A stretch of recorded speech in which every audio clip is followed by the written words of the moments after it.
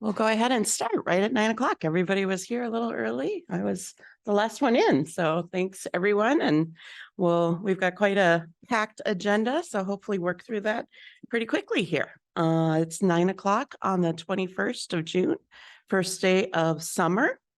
And I'll call to order the regular meeting of the Monterey Peninsula Airport District Board of Directors. Roll call, please. Here. Here. Here. Here. Here. Director Miller, do you want to lead us, or actually Director Sable, do you want to lead us in the pledge? I will. Please join me in the pledge. I pledge allegiance to the flag of the United States of America and to the republic for which it stands, one nation, under God, indivisible, with liberty and justice for all.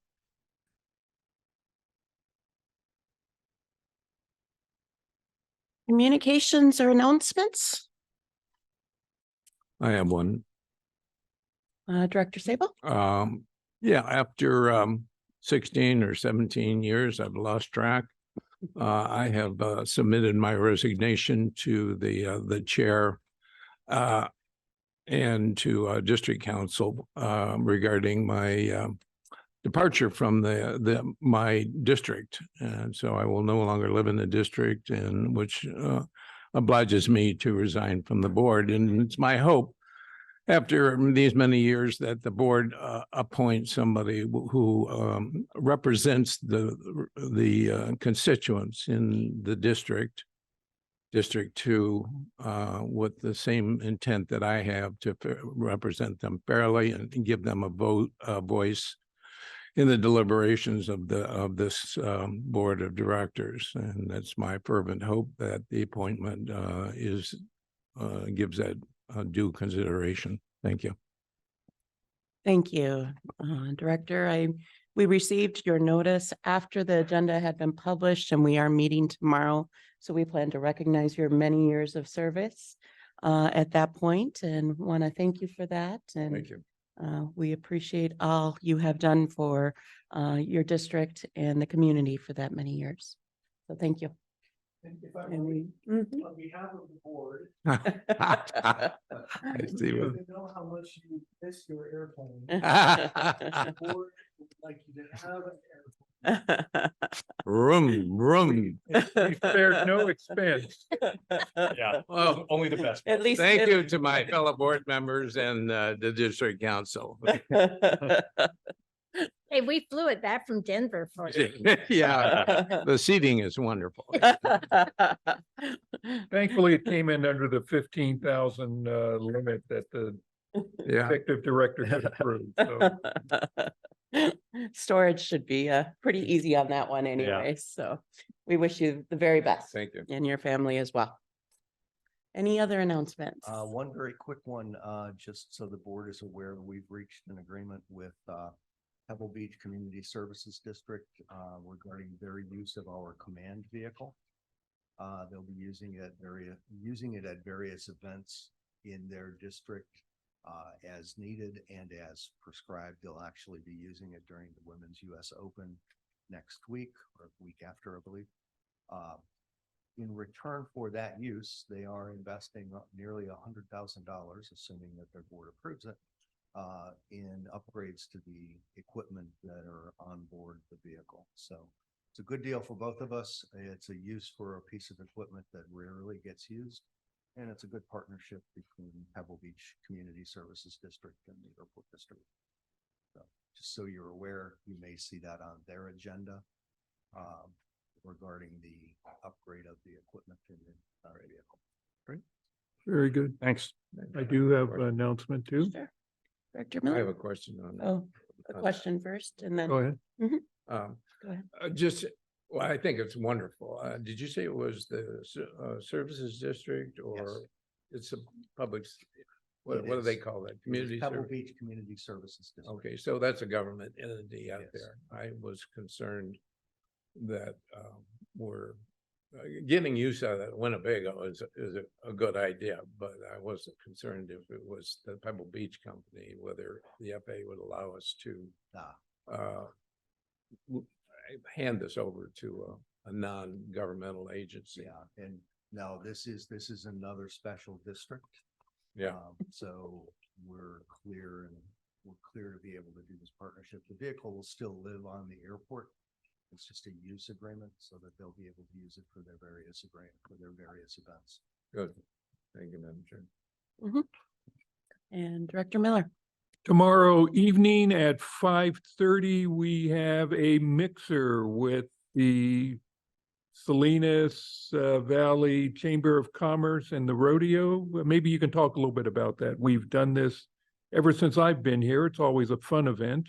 Yeah, I'm not sure exactly how long you've been doing it, but it is kind of a legacy event. The Monterey Chamber and Salinas Chamber and the Airport District host a rodeo mixer. It's really the kickoff of the discussions around the rodeo, a chance for the two organizations and the Airport District to get together, talk rodeo,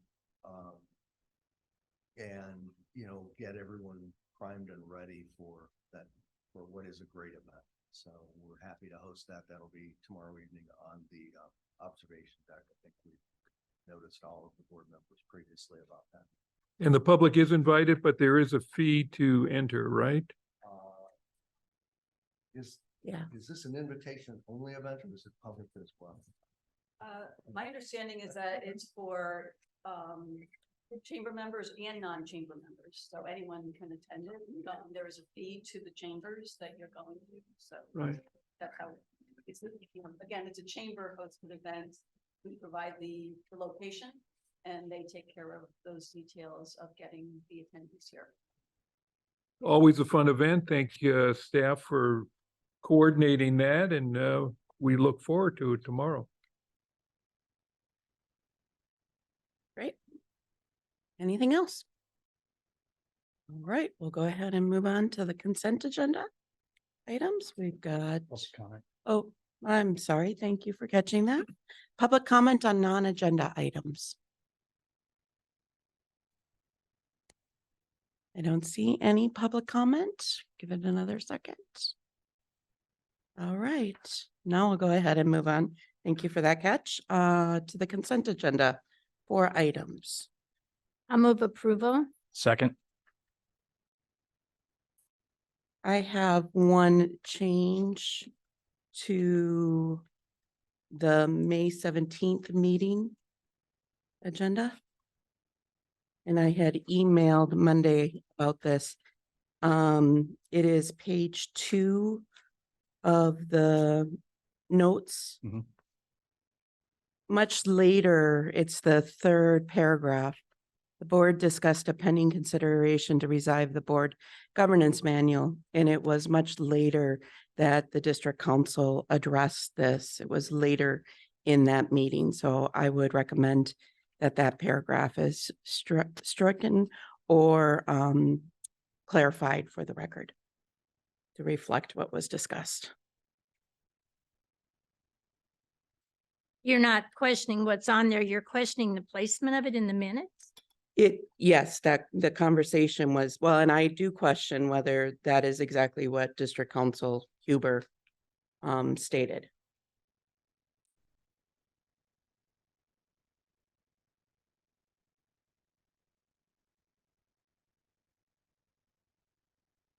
And I did email this on Monday afternoon. Are you pulling that item for consideration later? Or? Sure, whatever. I have adjustments to that item. So if we want to go ahead with the other 2, can do that. Should I go ahead and I'll go ahead and pull the May 17th agenda minutes. I'll move approval on the 3 items that are not being questioned by the chair. Second. Roll call. Well, did the second accept that? Yeah. Second? Yeah. Oh, Yes. Yes. Yes. Yes. yes. So then back to the first item agenda, the minutes from the May 17th meeting. Again, that could District Council Huber clarify maybe since he's noted in the third paragraph? And the discussion was not at that point in the meeting at all.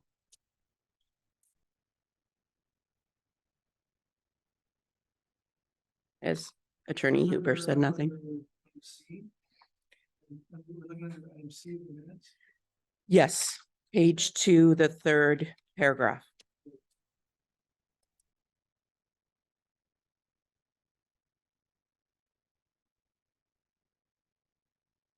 And this is on our agenda today, so some extent the governance manual, so.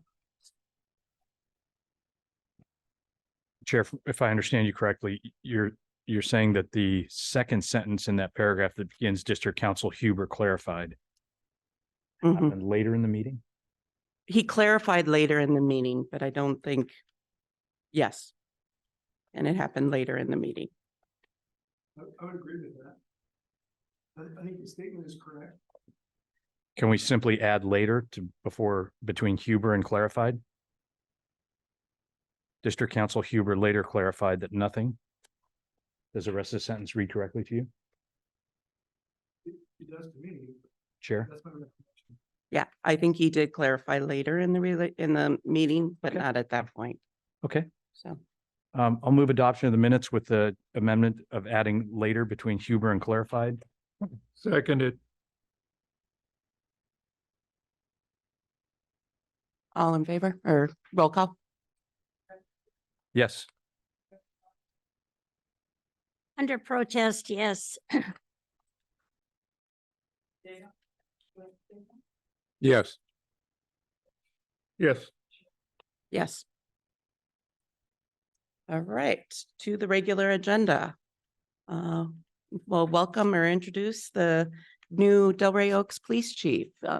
Mike, do you want to tee it up or go ahead? I think Chris is pretty well known by all of the board members, but this is Chris Borkman, who's now the new chief of police at Delray Oaks and has been working with us continually since the contract was signed 5+ years ago. So Chris is here just to put a face with the name again so that you don't forget what he looks like and you get to see his shiny new stars on his collar. I think the board and the for inviting me here today. I'm available for questions if you ever have one. Easy to get a hold of. This is a very important relationship we have, the most important outside of our own city government. And I want to maintain it well. It's a great working relationship on the office side, the executive side. I'm happy to be here.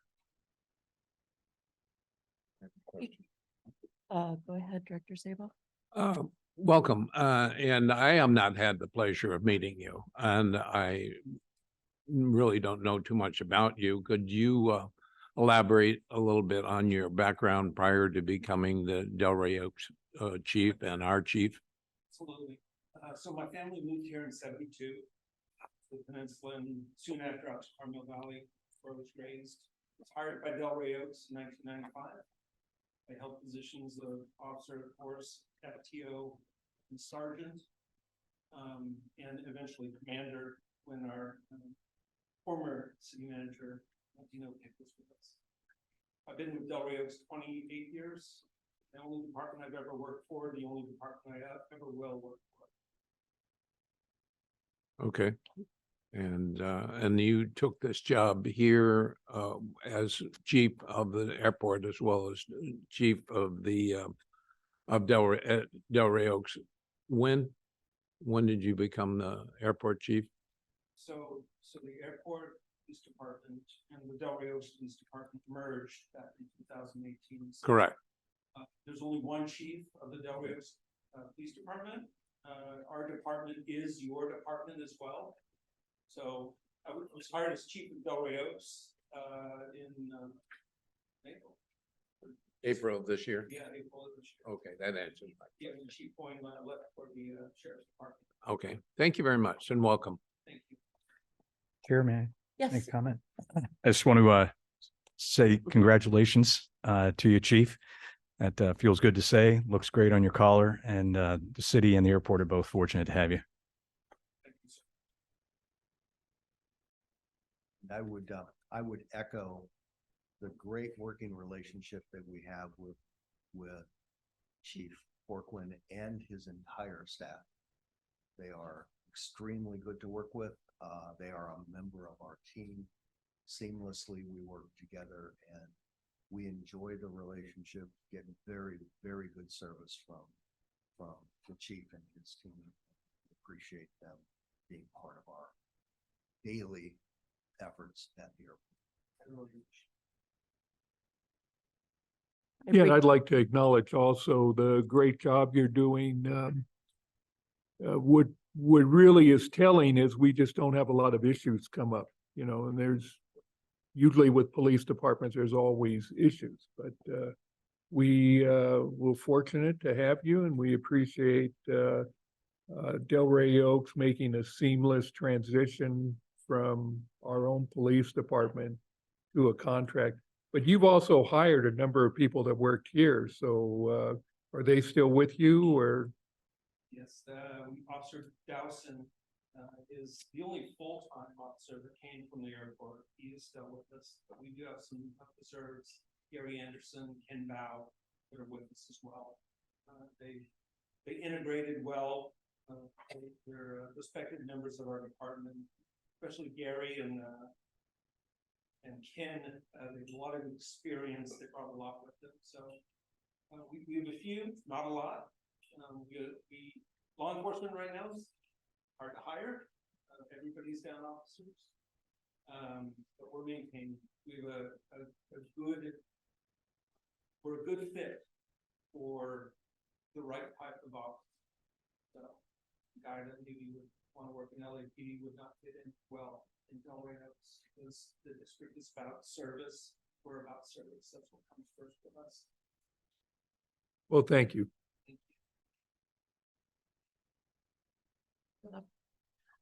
I appreciate you being here today. I've had the pleasure of meeting you, I think, before you were promoted, before April. So it's nice to have you here and just to introduce to some that didn't know you, as well as congratulate you and thank you for your service, and may you all stay safe.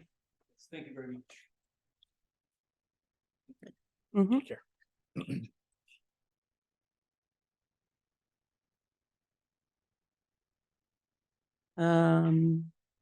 We'll go to number 3 on the agenda. Adopt the resolution number 1845. Oh, I'm sorry. Number 2, Chris. I To would- the, Yeah. should we wait? I talked, Or- unfortunately, no, I talked to Chris last night and he was called out of town unexpectedly. So if we can table that to the next meeting. Okay.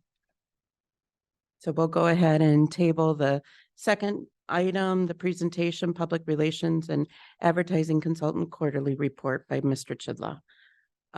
So then we will go ahead with number 3, which is to adopt the resolution number 1845, a resolution authorizing and approving the rates and charges at the Monterey Regional Airport for fiscal year 2024.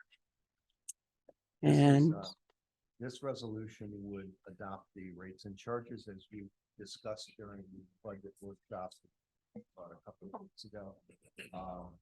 Mark will walk you through just the high level changes that we've made. And it is all part of the budget process, as are virtually every one of these except for the last couple. So Mark will walk you through the rates and charges. Sure. Just starting out on the schedule that you have in your budget, there is one, what I would call error of omission on my part.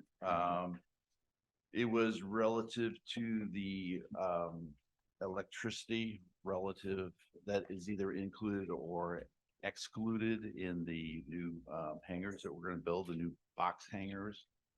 I have on the schedule that you have that our rate of $450 a month would exclude electricity. I just didn't think it through. It should include electricity, just because, I mean, physically we haven't separately metered them, so there's really no practical way to do it, even if we wanted to. I should note that this is consistent with our current practices in the southeast hangars. We do not charge for electricity. Electricity is embedded in the rates and charges. I appreciate the clarification. Yeah. I know that we all received an email about Mm. that and Yeah, Uh, it was just, it was an oversight. on my want to part. acknowledge the insightful work of those in the community to make sure things were kosher as well. Yes, So and- appreciate that clarity. And staff appreciates that. Yeah. Otherwise, the rates and charges are exactly what we discussed in the budget workshop. And I want to just acknowledge the work that went into the budget. We did have a workshop for that, about Mhm. 5 hours, I believe, if I recall correctly, at the end of May. So I'll go ahead and open it up to the dais. Are there questions or comments about the rates and charges? I have a- Chair. One question. Yes. Mr. Beck. Thank you. Mark, you may have talked about this in the presentation. I've just forgotten, but the no changes. So there are a lot of no changes on the fee schedule. And what's rattling around in my head is the discussion we had around hangar price increases and the fact that we hadn't increased for some time, and that was part of the reason that there was a bit of sticker shock going up. So the question I have is on the no changes, have we thought through deliberately that we are indeed guarding against a potential future significant bump by keeping those fees where they are, particularly given the last date of change on some of them being 5 to 7 years ago? I'm sorry if you addressed that before, but I wanted to ask that question. I think that's an appropriate question. We, as you know, we've been holding all of our rates and charges constant for many years, and now we find that while that practice worked appropriately for what we wanted to accomplish, it put us behind the market curve just a touch in some of the rates and charges. So we're analyzing all of the rates and charges as we go through, and the ones that are out of market, which we're suggesting be changed, we're starting to make those changes. So our practice going forward will be to attempt to keep all of our rates and charges in market. Thank you. I have a comment on that. And so I just want to make sure, I mean, for the record, that typically we would have addressed it much sooner, but we also had 2.5 years of COVID where we were struggling. And instead of looking at raising, we were just hoping to hold on to everybody that we had and to give assistance to those that we could based on the FAA's guidelines. So I think that's really important. It's not just that we did not look at it for that long a span of time. There were some big circumstances outside of everybody's control. And, you know, if somebody's looking at this 6 years from now and has a short-term memory, I think it's important that it's stated. So, Mark, I have a question for you. I'm going to go to the hangars a minute. So can you just go down through the hangars and say what's got electricity and what doesn't? Because when we make the motion, I'm going to make sure this chart in my book is accurate. Okay, so happy to do that. If you want, I can give you a replacement page, whatever works for you. But I will point out that the only change on the very first schedule that you have is the line item under hangar rental, northeast box hangars. And in the unit of measure column, where it says per month, and the parenthetical below that should read includes electricity. Whereas in your book, it would say electricity not included. Okay, I That just want to is- make that- sure. That is the only change. Okay. We can just eliminate the not, electricity included. Correct. The final schedule that we will publish will read includes electricity. And the Northeast corporate hangar will have electricity? Yes. It will, that has its own meter color.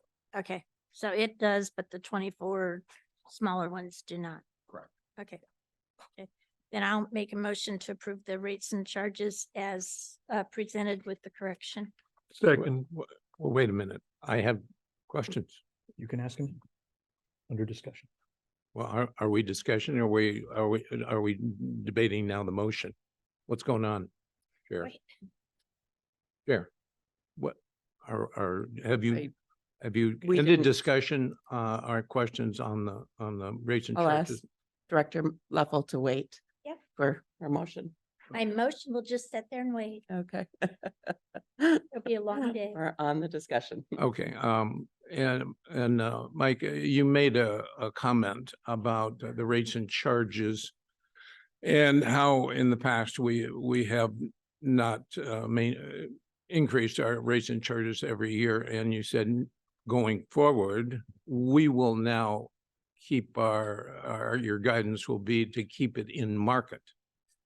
I thought our rates and charges were to cover our expenses and maintain reserves. Is your objective to always be in market? And I don't know what the market is here. I think that's an important statement that you made going forward here. Let's unpack that just a little bit then. By being in market, we need to be competitive with other rates and charges of similar nature at other airports so that we don't drive business away, which then does have the ability to ensure that we pay our bills. Because you are correct, every rate and charge that we have generates the revenue that we need to pay our bills.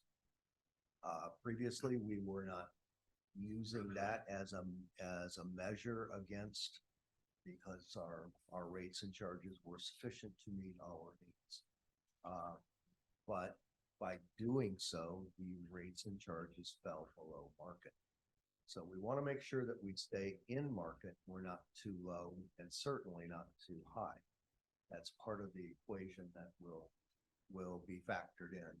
Certainly, as we look at future budgets, one of the numbers of calculus that we'll do is to ensure that the budget is balanced. The opportunity to adjust rates and charges to help balance will always be there, but we must keep our rates and charges in market so that we don't have a contraindication of our intent to make this airport useful. Excuse me. Is it intent, just to clarify, so I understand, is it your intent to be in market or below, or do you want to be going forward in market or above? I think the target is to be in market. Sweet spot would certainly be someplace in the middle, but every year we will analyze that and we'll ensure that that's one of the components that is being considered. We also have to consider the revenue requirements of the operations of the airport. Okay, Does that make sense? thank you for answering that question. I have some commentary, and later there will be some, I have a motion or two motions actually. I'm very concerned about our rates and charges as it relates to commercial aviation. I expressed this concern at our budget workshop, and that we are inordinately increasing our rates and charges to our airline partners here without having discussed this with them. Some of the rates and charges are being increased up to 57% in 1 year, 22% on some things, and 26% on terminal charges. I find that extraordinary at a time when we are trying to attract additional air service from our existing partners and maybe attract new partners into this whole thing. I think these rate increases are not to cover our expenses, but rather we have a bottom line with these increases of nearly $2 million, which is like 20% of our gross revenues. And I find that extraordinary. And it will have, I believe that it will have a substantial impact on our ability to grow in the short term and maybe even in the longer term. And I will be proposing some amendments to this rates and charges for commercial aviation. And I also had an amendment regarding the inclusion of electricity, but we've taken care of that for the hangars. But I have two amendments to the existing Annex A for commercial aviation. I'd like to propose those right now. Okay, I believe I've got a motion on In a Yeah. second. in a second on the dais at the moment. So, Attorney Huber, we need to move forward with that, correct? Yeah. Pursuant to rules and rules, have up to 3 motions on the table at any one time, so a motion to amend would essentially be a separate motion. If it, typically we've heard the term a friendly amendment, and if the individual made the Maker. motion, will put that in play. If not, then it would be a separate motion, and if there's a second, then so be it, we can deal with that. If there's a second. Testing my knowledge here, Bill. Your last meeting, no problem. I don't So, have, this is not I don't know whether there's a motion on the floor. There There is, is. there's There a is. motion in a second. I didn't know that we had Yes. opened it for accepting motions at that point, you know. Yes, The motion can be made at any time. All right. okay. Well, I don't have a So, motion, to- amendment. I have an amendment then to the rates and charges. I have an amendment to, So you want to make another motion is what I'm hearing that we could Yeah. hear. We'll be making a motion. an alternative motion or, Alternative motion. okay. And explain exactly what that is, and then if there's a second, then we'll have 2 motions on it. Okay. I will do that. I have an alternative motion for the commercial aviation rates and charges for scheduled air carriers that will limit the increases for FY 2024 to no greater than 10%. And I have a schedule here of that and the impact of that. And basically it says landing fee Could rates. you pass it out? Yeah. Yeah, for some reason, when I printed copies of Okay, this we can thing, I share. ended up with only 3. So we'll share.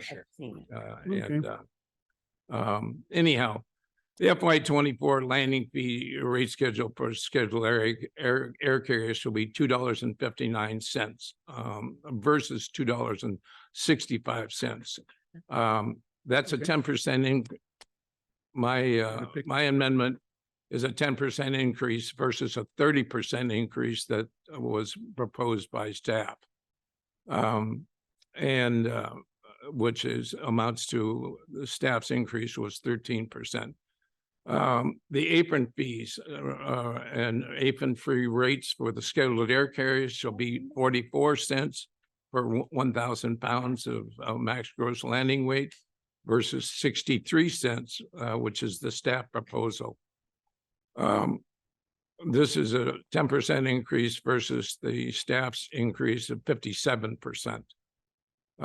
The commercial aviation rates and charges for scheduled air carriers, RON fees, remain overnight fees for scheduled air carriers shall be $1.16 per 1,000 pounds, which is 10% increase versus $1.28, which staff's increase was 23 cents or 22% increase. That's amendment 1. That's amendment 1 or motion 1. Yeah, help me with this. But I have a second one related to the terminal space rental charges for airlines, as that's the way it's labeled under on our rates and charges. The customer service rates for airlines shall be for space rates, office space, baggage makeup area, et cetera, all of those items that are on your terminal space rental rates and charges shall be $5.06 per square foot per month versus, which is a 15% increase versus the 26% increase the staff has proposed. And so those are my two amendments, one to the commercial air aviation rates and charges, the other one for the terminal space rental rates and charges for the airlines. If I might just reiterate what the motion is to approve the rates and charges with those changes that you just outlined, with those two separate changes you just outlined. Okay, The two categories of changes that you outlined. right. Yes. And that's in one motion. Yes. I have some questions. Mhm. Go ahead, Director Miller. I assume this has gone before the finance committee? For hours. How many hours?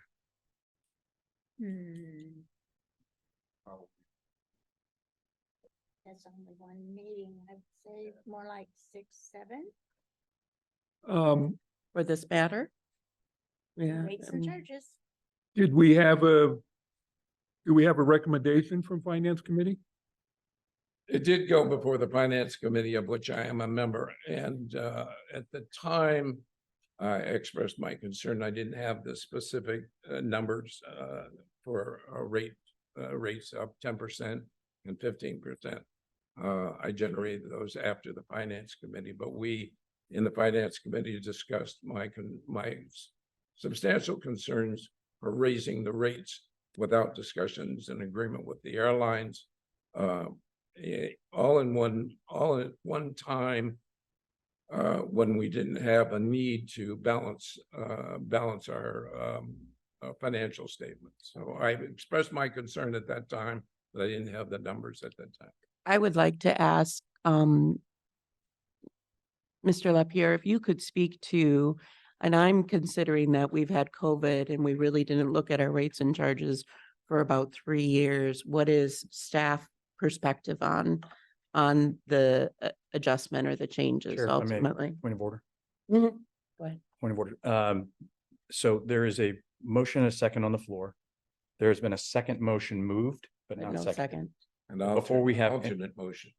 Before we have any further discussion on a potential second motion, could I ask for a second?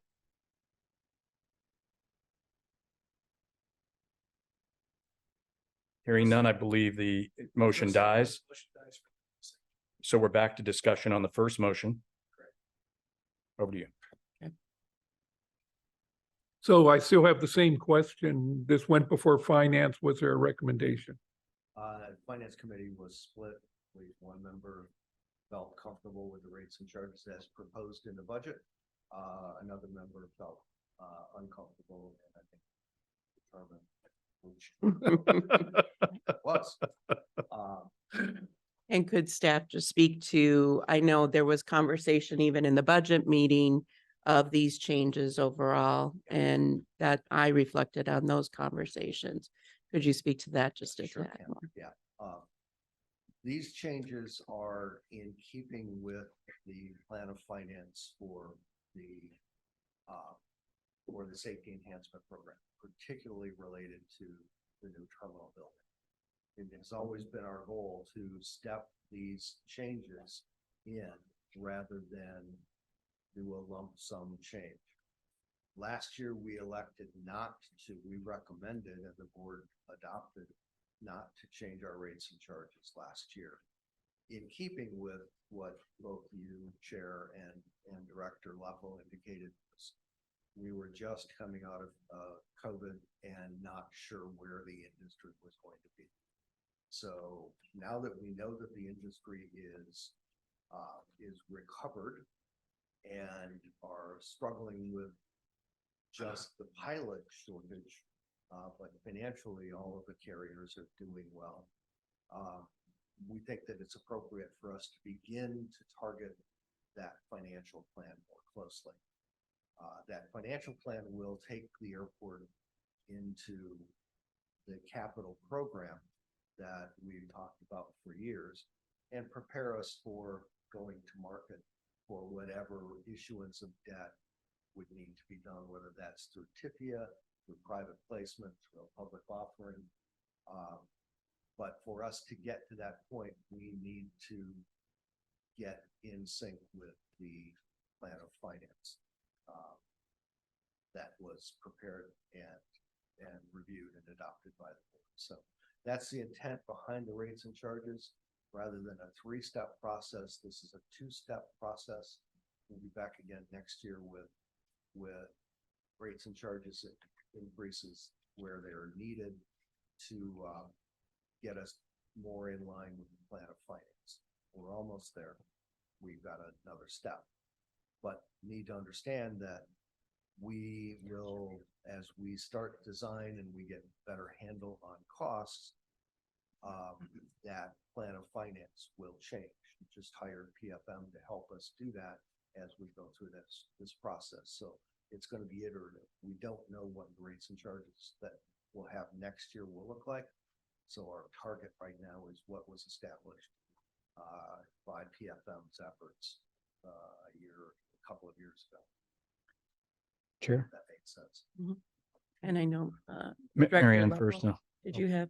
I do. And I want to remind everyone that when we had PFM and we had PFM for, I don't know, hour or so of our finance committee meeting on the topic. And then we had PFM also online for the budget workshop that the entire board heard. I think it's really important from a financing standpoint that we realize our ultimate goal is to build a new terminal to be able to service our community better. In order to do that, we cannot at the last minute pop up with, oh, we think we can charge all of this and therefore we'll be able to pay for it. We are in the process of building the financial stability in that we can show to the markets, no matter what we're doing, whether we're getting a loan, whether we're doing even grant money. They don't want to give it to you if they think it's going to fail. You have to be able to prove that you are financially viable. And that is what we are attempting to do with this, is to put the basis on. We were very in tune with our community during COVID to give them the ability to not have things raised and to allow them to continue to operate as best they could. And I think this is a correction that is overdue. And I think that it's needed. And I don't know, I have nothing else to say. I mean, we've got something that we're looking at in the future and we've got to get there. So. I have additional Okay. comments. Okay, Director Pick and then Director Sable. Thank you, Chair. And then What I would Okay. add to Director Leffels' comments is I recall a thorough discussion of this topic during the board discussion and workshop on the budget. And I recall being intrigued by Director Sabo's concerns and asking staff to really drill down and address the concerns of overcharging potentially, right? As the concern is the market and either driving business away or causing some kind of potential disruption. And I found the presentation by the consultant and the answers by Mark and the director to be compelling and more than satisfactory in light of the concerns. So in light of all that, I think we've had a thorough discussion on the topic. I find the recommendations to be sound, and I appreciate the work. Director Sable. Yeah, regarding the motion, I disagree that our primary mission here at the board, or my primary concern, is the building of a new terminal. We just approved a mission statement, says the mission of Monterey Peninsula Airport District should connect our community with convenient commercial and general aviation access to the air transportation system. It doesn't say anything about building a new terminal. And if our intent here is to raise charges in order to meet the plan of financing for a new terminal, I think we're being misguided here, because we do suffer the risk of our existing air carriers and potential other new air carriers saying, you're increasing our rates 25% this year and you intend to do that again next year. I'm not so sure I want to add additional flight on. I don't know that I want to even continue business here. That is a risk for us, and it isn't consistent with the mission statement that we agreed to earlier. I can tell the way the voting's going to go on this thing, but I want to make sure I voiced that concern that we're risking stuff relative to what has been the primary mission as long as I've been on this board, other than keeping this district solvent, was to get new air service and retain that air service. And now we're taking a step that's aimed at building a new terminal, not retaining that new air service or getting new air service. So I wanted to make that statement very clear before we voted. Thank you. Heard. Dr. Miller. Help me with my memory. As I recall, last year, our consultants, the Brown Group, brought this up. And Bill, if I remember correctly, you had a concern back then that our rates were not high enough. And they were recommending no increase. Bill, I recall you said we should be having an increase. But they agreed that the rates were low. They were going to review it.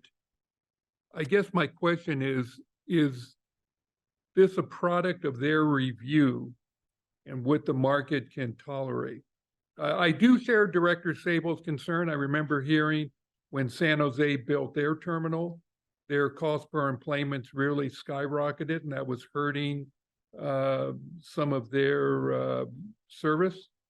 I do know that San Jose is much higher than we are right now. So somewhere in what I just said, there's a couple questions maybe you can answer for us. We'll do our best. I hope I hit the target. You're always going to be in a market this size. You are always going to have to be vigilant in ensuring that your cost per enplane passenger is acceptable. Acceptable being defined as not offensive to your air carrier partners. So it's good and proper that we go through that exercise every year. Our rates and charges have been low for some time, with intent. We've built the air service that we have, not on the back of rates and charges and low rates and charges. We've built it on the back of the market, capitalizing on the market that was here and incenting those that used to fly through San Jose and other places to use this service. That's what's grown the service, not necessarily. It's contributory to some extent, but not necessarily the only factor that is used by the airlines as they decide as they make their air service decisions. I will tell you that at Jumpstart, every one of the carriers I met with that is an incumbent carrier here inquired about the terminal building. When is it going to be done? They're interested. They know about it. They know that rates and charges are going to change. I shared with them a snapshot of where we anticipate the cost per enplane passenger to go, and none of them had concerns. I also reminded them that their CPE is the other part of that equation is their performance in the market and their ability to capture the market. So the more passengers they get, the lower the CPE. There's an economy of scale. And they appreciated that. They understand that. We've positioned this market and this community and this airport in such a way that our airline partners all understand that our rates are going to go up, but they're looking forward to the terminal. So I think we've accomplished what needs to be accomplished on the front end. Now the challenge is to ensure that we don't overspend on a terminal building or on other parts of the safety enhancement program that have a more detrimental effect on rates and charges. So this is not a one and done. This is a process that we're going to have to go through every year to ensure that our rates and charges, and I use the term in market, are in market and acceptable to the industry. At that point, then I think the water's safe for us. Is this entirely in-house, or did Land and Ground was a group that we were contracting with? Did they review these charges to say if the market will handle them, or? They did as part of their effort previously. So when we established the plan of finance, they went through that process to ensure that we were in market with what that plan of finance indicated for rates and charges. So yes, they did, and we're now following that plan. Okay, that sounds good. Thank you. Yeah. All right. I don't think you've taken public comment. I'll go ahead and open it up for public comment.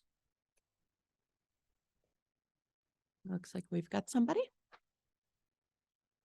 Hello, Matt Pasteloniak, hangar tenants here. Mm. I would question if that's allowed in regards to this, and then the Annex A as is proposed still with the hangar rent graduated steps, that's still in effect, right? In other words, the increases that were approved that you all discussed last time, the first year. They were not approved, but they will not be approved until the board approves the budget, but that is the intent. Okay, good, thanks.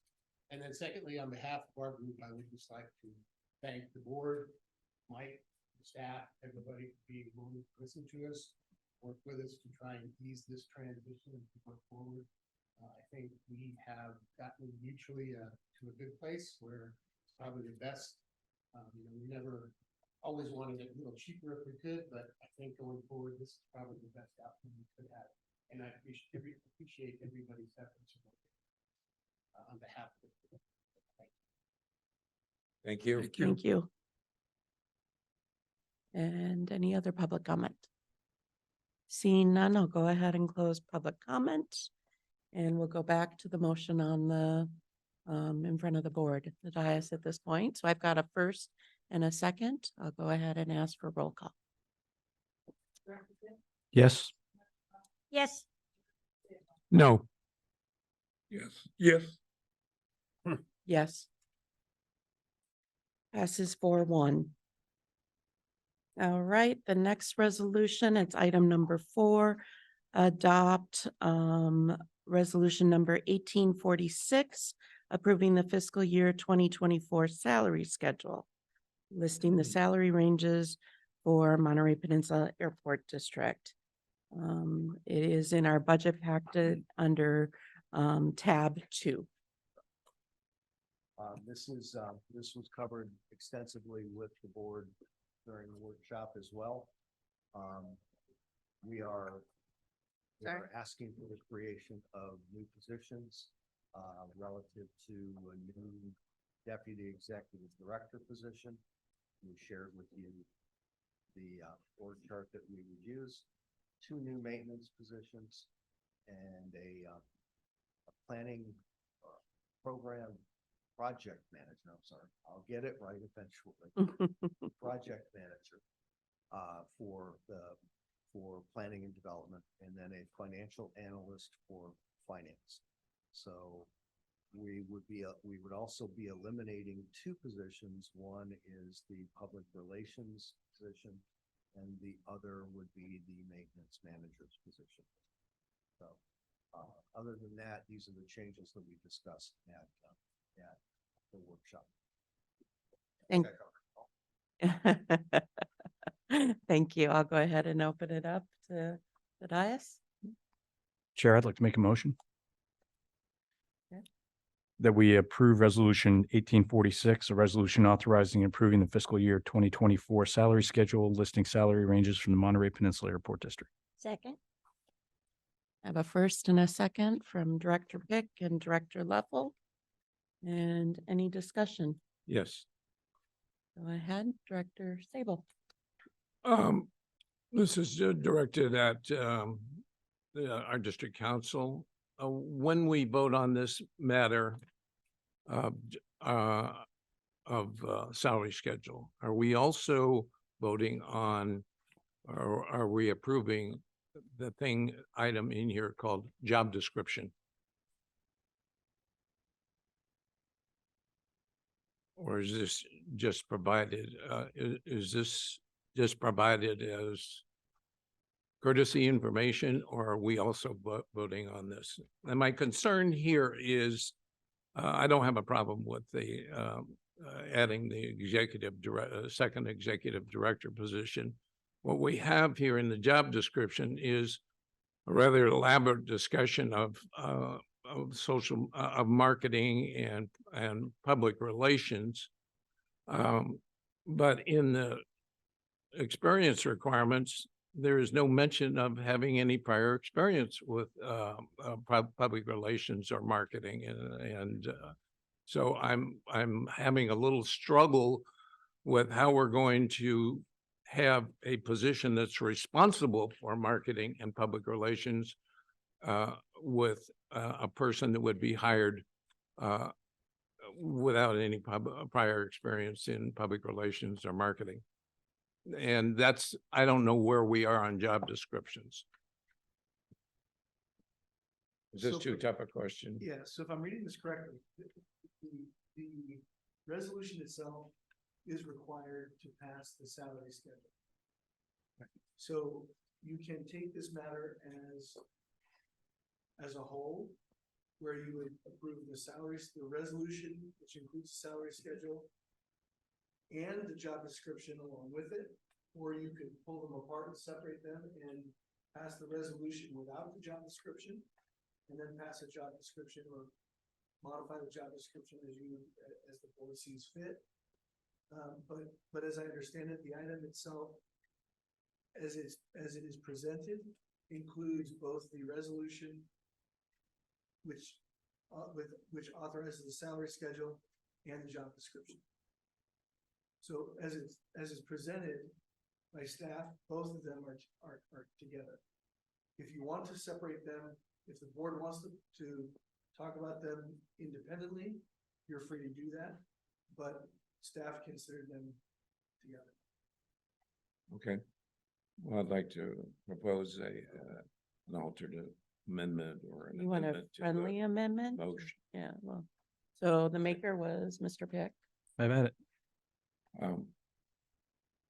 My amendment would be to enhance the job description, or the I guess the thing we call the job description, with education and experience to include previous public relations and marketing experience. That's under qualification requirements, education and or experience. So Scott, now I've got a question. Yes. I don't see job description approval anywhere in the motion. Well, So I'm sorry, that's not the question. The question is, do we have to approve a job description with all of its contents as a board? Is that a requirement for the executive director to go forth and hire? Or does he have the ability, if the salary schedule has a position on it, does he have the latitude of flexibility on the position description, KSAs and all of that? so job descriptions and salary ranges are typically approved by the board. Okay. Unless authority has been delegated. And has it? I don't recall that it has. I'm not saying it hasn't. I Okay. don't recall that. It's come before us before. Okay. Then I'm open to amending the motion to add the position description. And I'm open to the friendly amendment. But I'd like to hear other comments before doing so, if that's acceptable. let me suggest. I have, from may I staff. have a comment? So it was my understanding that the new position is not the person in charge of public relations and communications. That in this, when that person is hired, that Chris Morello's position is now taking that piece off of your plate. And they, both of them will report to you, but that Chris, and she does have a background in doing public relations and communications.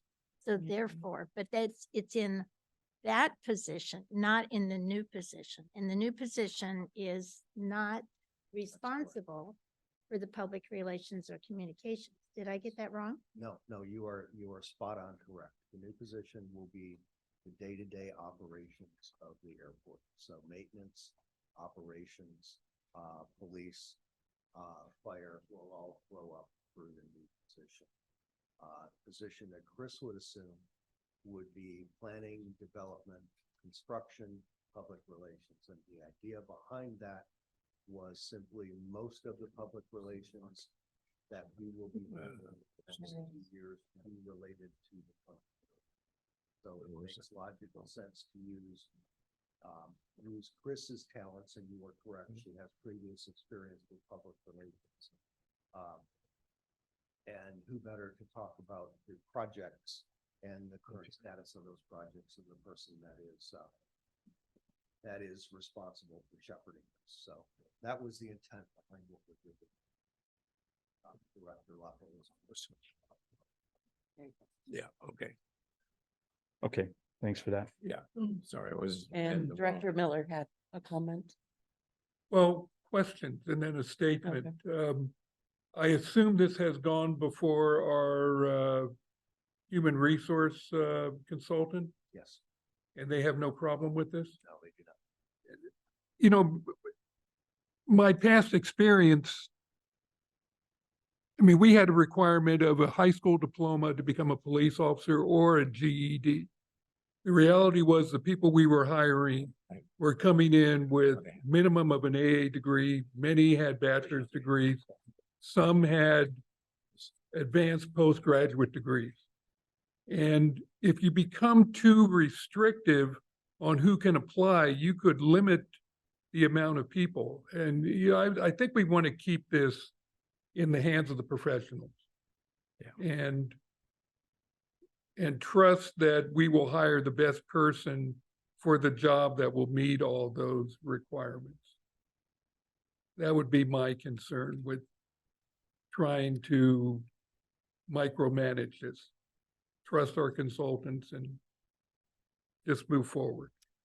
I want to acknowledge, and I appreciate the realignment. We discussed it quite a bit in the budget workshop and things of that nature. And I'm sorry, it's not easy to, it's page 2 of the job description of the Deputy Executive Director. There's actually quite a few bullet items, which I shared with you and you actually had highlighted too. So maybe it's the 2 different positions, but this second position where essentially Ms. Morello will be realigned, there's about 5 different bullets that are related to public relations and social media and initiatives with community. So I think That's where I was indicating that I think would be enhanced. We're not talking about Chris Morello. We're talking about the position here. And if in fact, position is going to be designated as kind of like the primary marketing and public relations officer, I would have some concerns about hiring somebody that had never had any experience in that field before. Was my concern. And it's intended to be a friendly amendment here, but Well, can I, yeah. may I? Yeah. So, if I may, so I think we were, there was a little confusion between the 2 deputy executive director position descriptions a little bit. So let me go back to sort of my first order question. Do you require the board approve all of these job descriptions as part of the salary schedule approval? I think the answer is yes. Okay, so let's do that. So I will amend my motion to approve the resolution and the attached position descriptions in the staff report. I'll accept that and second that. Thank you. As to the friendly amendment, I go back to what Carl said earlier. I think after looking at them, and I was confused too about it, after looking at it, there is under education and experience, 3 years of experience in public relations management or equivalent job experience. So it's not no requirement for experience. It may not be the requirements you'd prefer, but I think they exist. And to Carl's point, being too selective there has its own downsides. And again, if the HR consultants have looked at this, that's good enough for me. So that's where I'd leave it. Chair. All right, I think we've had enough discussion about that. And we've got a first and second. I want to acknowledge my concern of not having a board secretary dedicated remains overall, but I know that there's been conversation and we as a board seem to be okay with the current structure. So we've got a first and a second. I'll go ahead and request roll call. Public comment? Oh, public comment. There is no public here, but I appreciate you pointing that out. We'll go ahead and open it to public comment for a minute. Thank you for that. All right, we'll go ahead and close public comment and go ahead and roll call, please. Yes. Yes. Yes. Yes. Yes.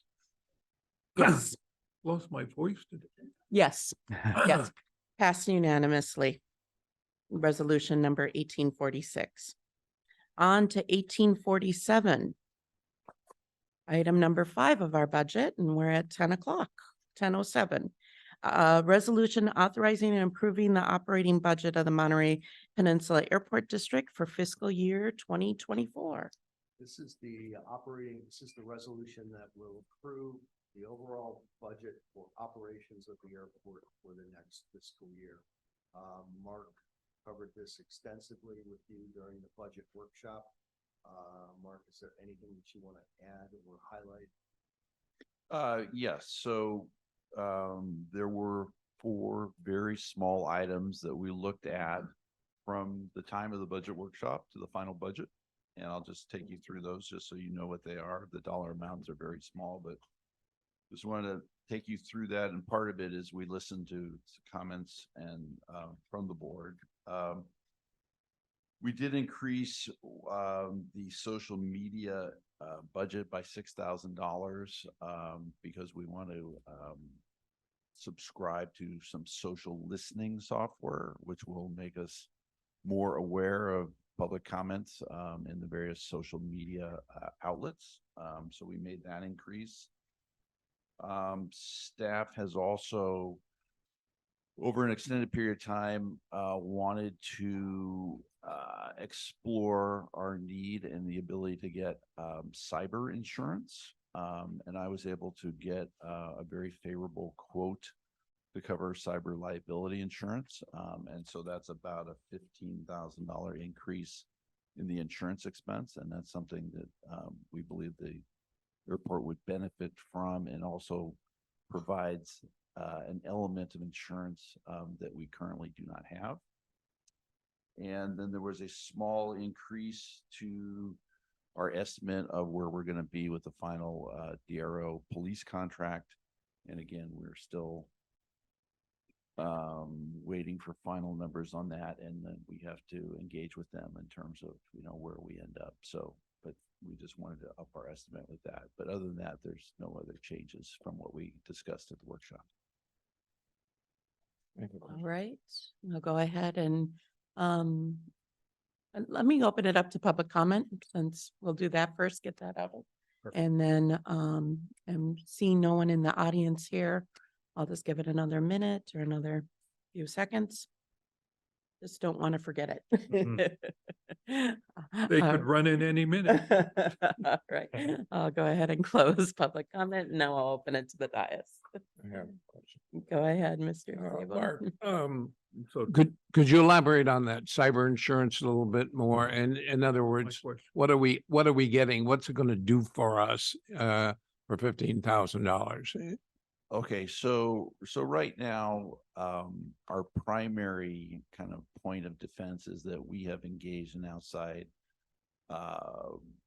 technology firm to basically handle all our technology in terms of our networks, all the security, all the firewalls, et cetera. So if that infrastructure were to be challenged and or penetrated by outside forces, either through cyber attack, social engineering, phishing, man-in-the-middle attacks, everything that you read about, if we were to say have our systems penetrated and then be subject to a ransomware demand, this policy would cover us for that. Interestingly enough, in my research, when systems are penetrated, one of the first things that the people do is they look for a cyber insurance policy and they know what the limit is. And so that kind of frames the negotiation of how much the ransomware is. So I believe it's in the best interest of the airport to have that. It's a remote possibility, but with all insurance, it looks expensive until you need it, and then when you need it, it's the cheapest thing. Is there a limit to how much they'll pay? And let's say that Yes, we there's have an the- attack that shuts us down, okay, and we have to pay a ransom, or we have to do a rather substantial modification to our systems, which is very expensive Yes. in order to get out. Will it pay for all of that? Is there a limit to how much the insurance will pay? Yes, there are limits. Generally, the limits are around $1 million. There is a concept which is similar to what I call BI, business interruption insurance. So there's an element of they will make you whole for the cost of your interruption of business until you can get back up. And there's also an area of coverage specific to ransomware. Okay, I'm in favor of the insurance. I just wasn't sure whether for $15,000 we're getting enough coverage, because this Well- is a real threat. Right. So again, this was a brokered process. And so the broker basically came back with only two participants that would participate in the market. One is the group that, their quote was 15,000. There was another group, their quote was like basically 3x that. So in terms of economics, and the coverage were essentially the same. But it's difficult to get coverage of this in the market. A lot of people just don't, they don't want to write it. Some people redline airports and municipalities for certain reasons. So I think we're fortunate to get this insurance. This was also done in conjunction with the company that handles our security in terms of networks, and that they have partnered with this company in the past. So Are you talking about Alvarez? Yes. Okay. I have a second question. At our finance committee meeting, you handed out these two sheets Correct. and it says budget update. Correct. And I have to admit that I was a little confused about the item under capital expenditures, the 400,000. Where is that in? Because I'm not sure I feel comfortable with the explanation we got in the finance committee, but you didn't discuss it today. Yes, I plan to discuss that when we get to the capital budget. So it's, That but doesn't- that doesn't impact the OpEx budget. That'll. so this one is going to change the capital budget, but not the operating budget? Because it's says $400,000 is coming out of district Correct. funds. Yes. Okay. Yes, then that will affect the capital budget and we'll discuss. that So with them. it's not district operating funds. It's coming out of our reserves. Is that on this sheet you handed out? Is that correct? Correct. Okay. All right. Others? Yeah, I have some questions.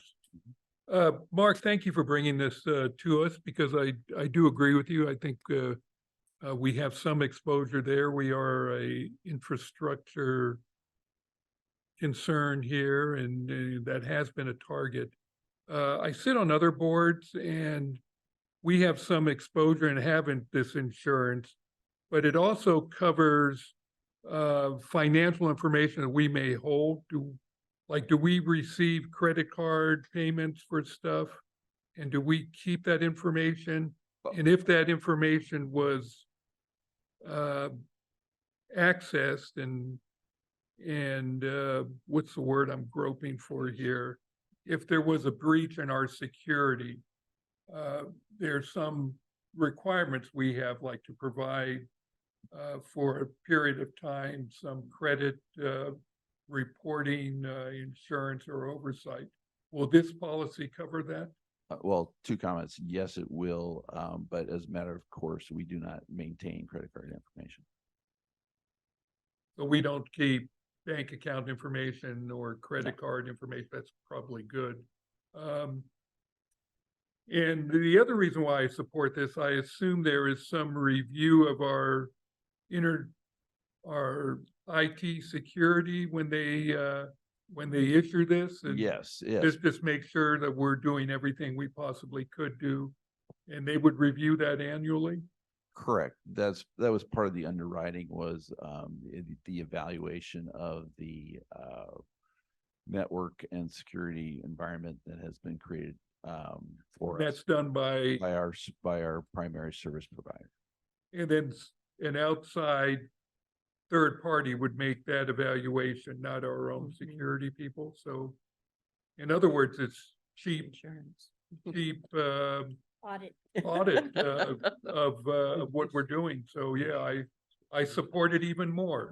It says here 25,000. Wait a minute. Cyber. Right. What is that? Chair, yeah, Yes, go ahead, Director Pick. I'd like to make a motion. I'd like to move approval of resolution number 1847, a resolution authorizing and approving the operating budget of the Monterey Peninsula Airport District for fiscal year 2024. Second. Who wants it? We'll give it to Ladies Director Bill. first. Okay, Director Leffel.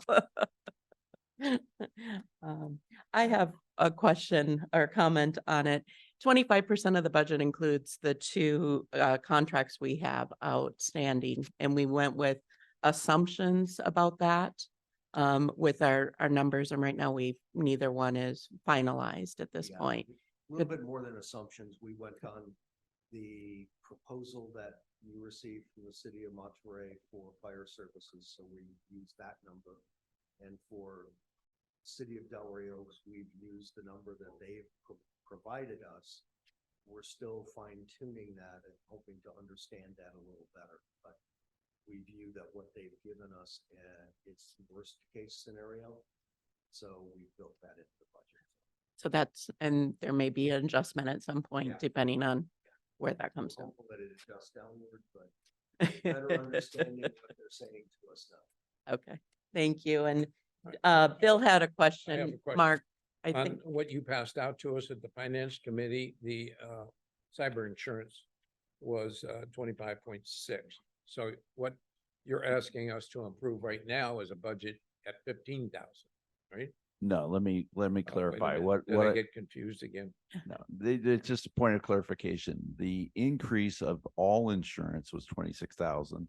There was a slight increase in non-cyber insurance based on our renewal of insurance is done basically on 11/1 and 6/1, and part of the renewal that we just did was a little bit higher than what it had been, so I increased that. So of the 24,000, that includes about 15.3 for the cyber. Okay, so this, what it says here, primarily for cyber insurance policy, 25.6 thousand. That's not true. Fairly.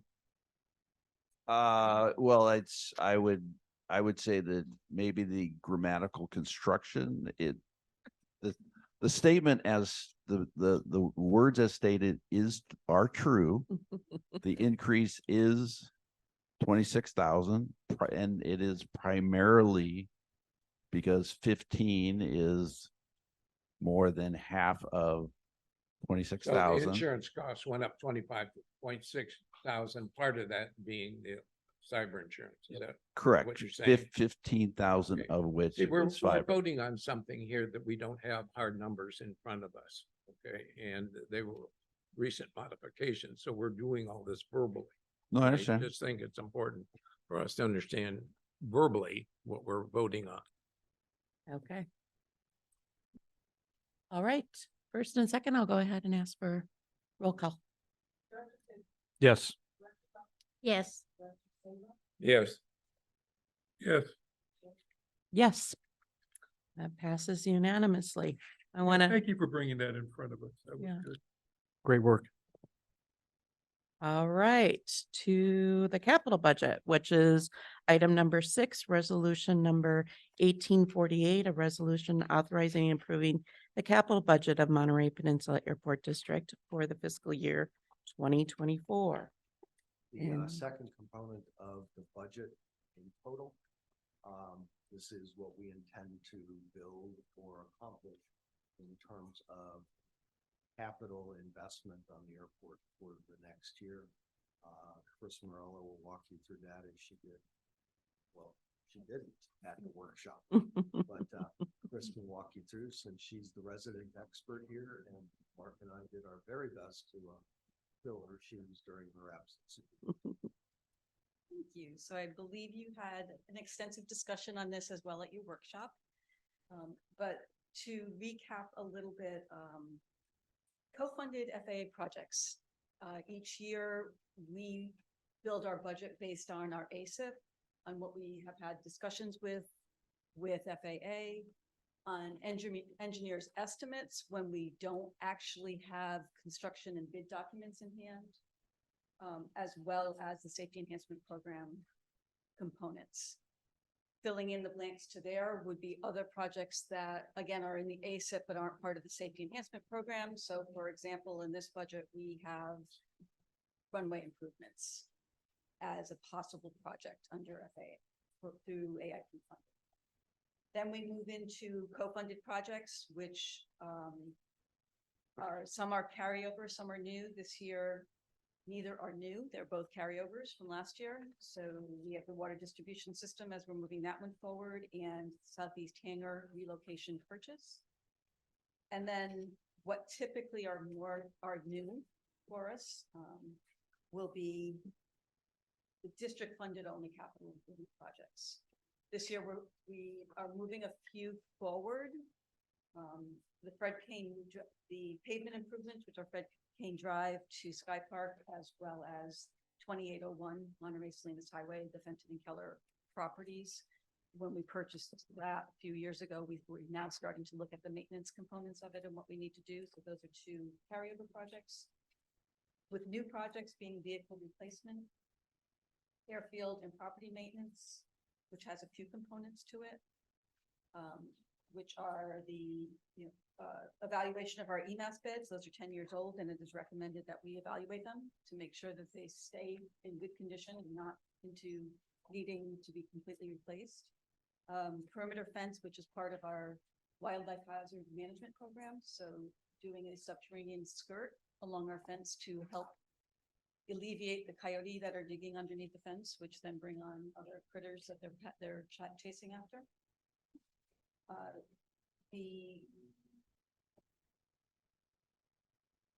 When we're demolishing the hangars on the southeast area, we are also bringing down our maintenance equipment hangar. So the potential of looking at another location for all that equipment, so it stays out of the elements. Is that a temporary structure?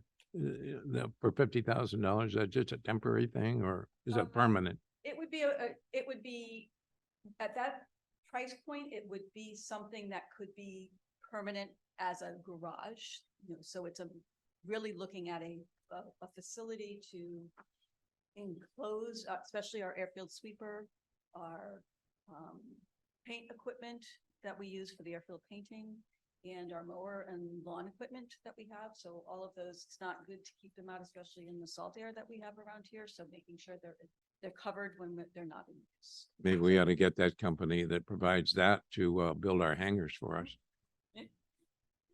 Hangers are a totally different story, but yes, it would be nice if they could come in lower. I agree. And finally, when we move all the dirt from the safety enhancement program ramp construction, one of the locations to move it to is the existing RV lot that's across the way. That is our lot, the old lot that's there. So we need to relocate those RVs to another location, either temporary or permanent. So that will be determined. So that is that overall airfield maintenance project. And then the last one we had was the terminal area improvements project, which there's been a desire to look at the furniture in this room. It hasn't been updated in a long time, as well as in the courtyard one area. And we've known this, but noticed it especially when we had a large group down in there. That outside courtyard area is those windows are relatively low. And when you have a number of people in there moving around, it has a security system in there.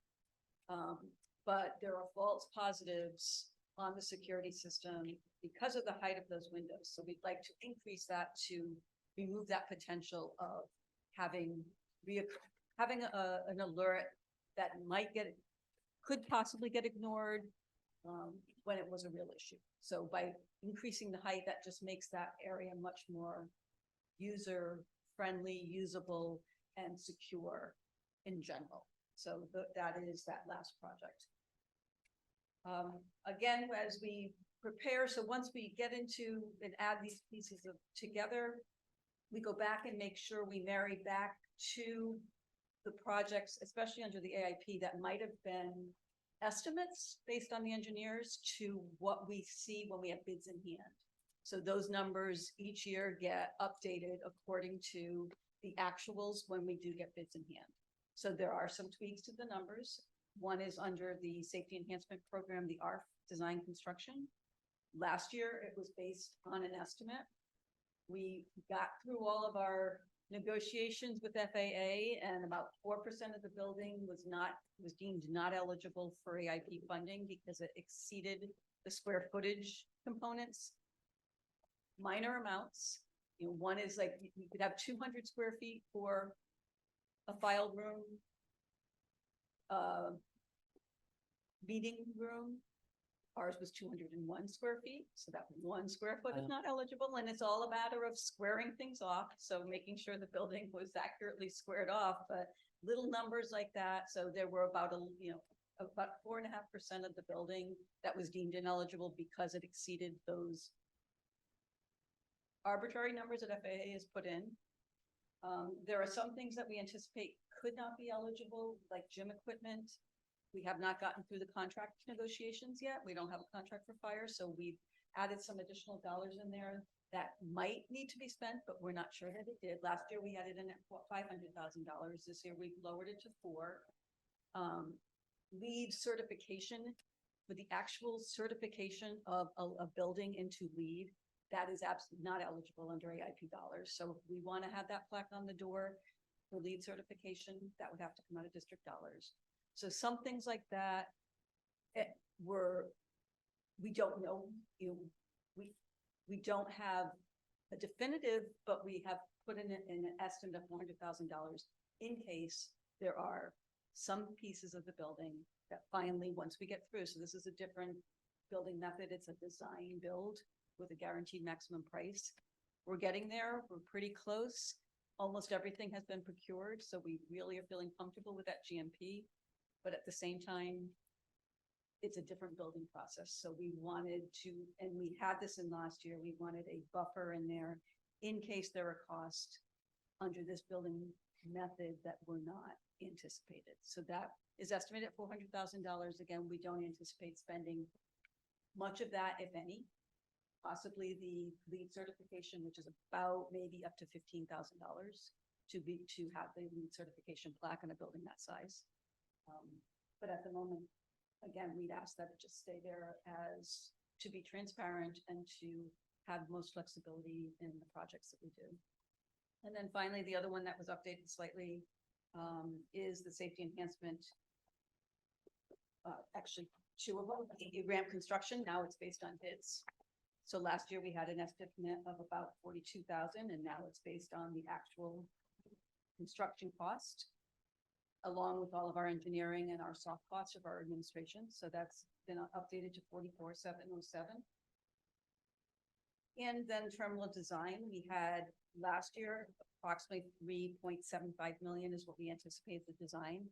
The contract based on HOK includes also all the land sides. So now we have two, and we're also getting two funding streams for that. We're having our entitlement dollars under bill, and then the ATP, the Airport Terminal Program competitive dollars. And those they can't be commingled, they have to stay separately. So we've added a second terminal design project to the budget. So with that, that's what we have in front of you.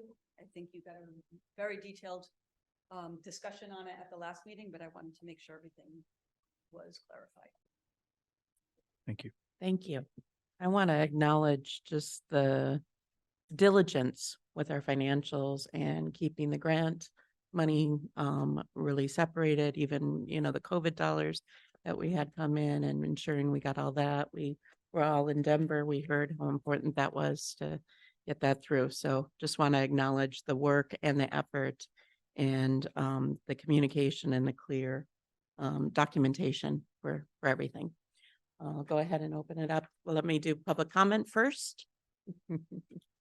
Again, seeing no one in the audience, but we'll give it a second. As Director Miller says, they may run in. They may run in. We could be out there waiting. We certainly want to be available. All right, I'll go ahead and close public comment and then open it to the dais. We have a couple Sure. of questions. Thank you for that detailed report. The storage for our equipment, is that going to be in the north or south side? North side. Okay. I was hoping if it was on the south side, we could probably include space for a fire truck. Hmm. I know we're looking for some option there, but that didn't work out. Lead certification for the fire station. How are we doing on that? Any indication where we're coming in at? We still are in target of at least silver. We are still looking and hoping to be able to up that up to possibly gold, but it becomes expensive and the cost, we're still looking at silver at the moment, but Yeah. we have not taken anything off the table yet. So not done yet. We're still Okay. in the procurement process, and it really is about So procurement. at least silver, but we can always hope for something a little bit better. That is our goal. Yeah. Okay. That's all the questions I have. Thank you. Done. All right, I have a question. Director Sabo.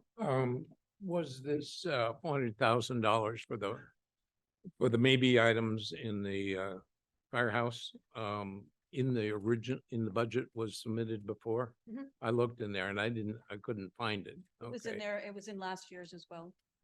So Uh, last year's was estimated. In other words, $400,000 of district funds. Mhm. It was as district funds? Yes. In it there? was. Mhm. Apparently I missed that, What was your reason, Mark, in giving us this update? Sure. So just, In other words, that's where I kind of got confused. Yeah. Sounded like we were doing some last minute adjustments here to Yes, cover yes. ourselves in the event that FAA won't pay for it, okay, our gym equipment. okay. So just to be, just to be clear. So in last year's, in what has been approved for this capital project, there was 500,000 last year, and it was clearly delineated to be district funded if spent. In the budget workshop, I did not carry that forward into the workshop. It just, maybe it was not my understanding what the item was. Ms. Morello was not here to provide her expertise for the process. Subsequent to that time, she and I met.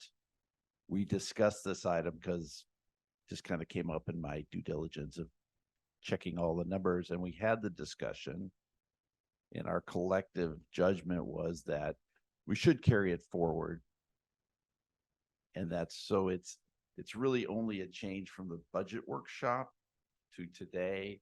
It's not a change from the approved budget to where we are today.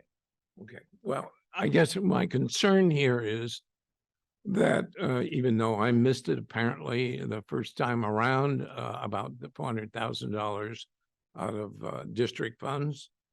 My concern here is why we are over budgeting to cover things that we don't even know whether the FAA will approve or not approve at this point. Why, in fact, are we not proposing what we do know and then come back with a budget amendment, a capital budget amendment, when we find that there are additional items that the staff believes we need to have, but we need to spend district funds for it. I'm very protective of our district funds. It seems rather cavalier, in my opinion, to go ahead and let's put $400,000 of district funds in there just in case we decide we want to have gym equipment. Okay, that doesn't set well with me, and I realize I'm sounding a little harsh here, but we are spending $400,000 of district funds. Well, let me make a couple comments on that. So we are not expanding the scope of the approved budget for this project. That is capped. What we are doing is saying within that budget, and the budget that was approved last year was an element of cost which may not be eligible for FAA funding. We're carrying forward that same budget to today, where we're saying we're not changing the total scope of the project. We're not increasing the total capital commitment that's already been approved by the board. We're just saying that within that, there may be some costs that may not get, which may not have FAA eligibility, and therefore, if we deem they need to be completed as part of the project, that's what the district will have to fund. So if I understand correctly, we already approved the $400,000 in district funds last year. Why are we voting on it again this year? Because it's a carry forward project. Okay, so we have to vote on it again to say we want to spend $400,000 of district funds. Correct. We have to vote on that. And just as a point of clarification, in last year's approved budget, the amount was 500,000. Within that same total capital project. The CIP budget was actually amended, I believe, in January of 2023, and that those same amounts were in that at that time as well. So what we've done between the last approved the budget amended in January and today is Chris and staff have received better information to say that 500 is most likely, is more likely than not to be in the range of 400. But we're saying it may be zero. But again, we just have known unknowns at this point.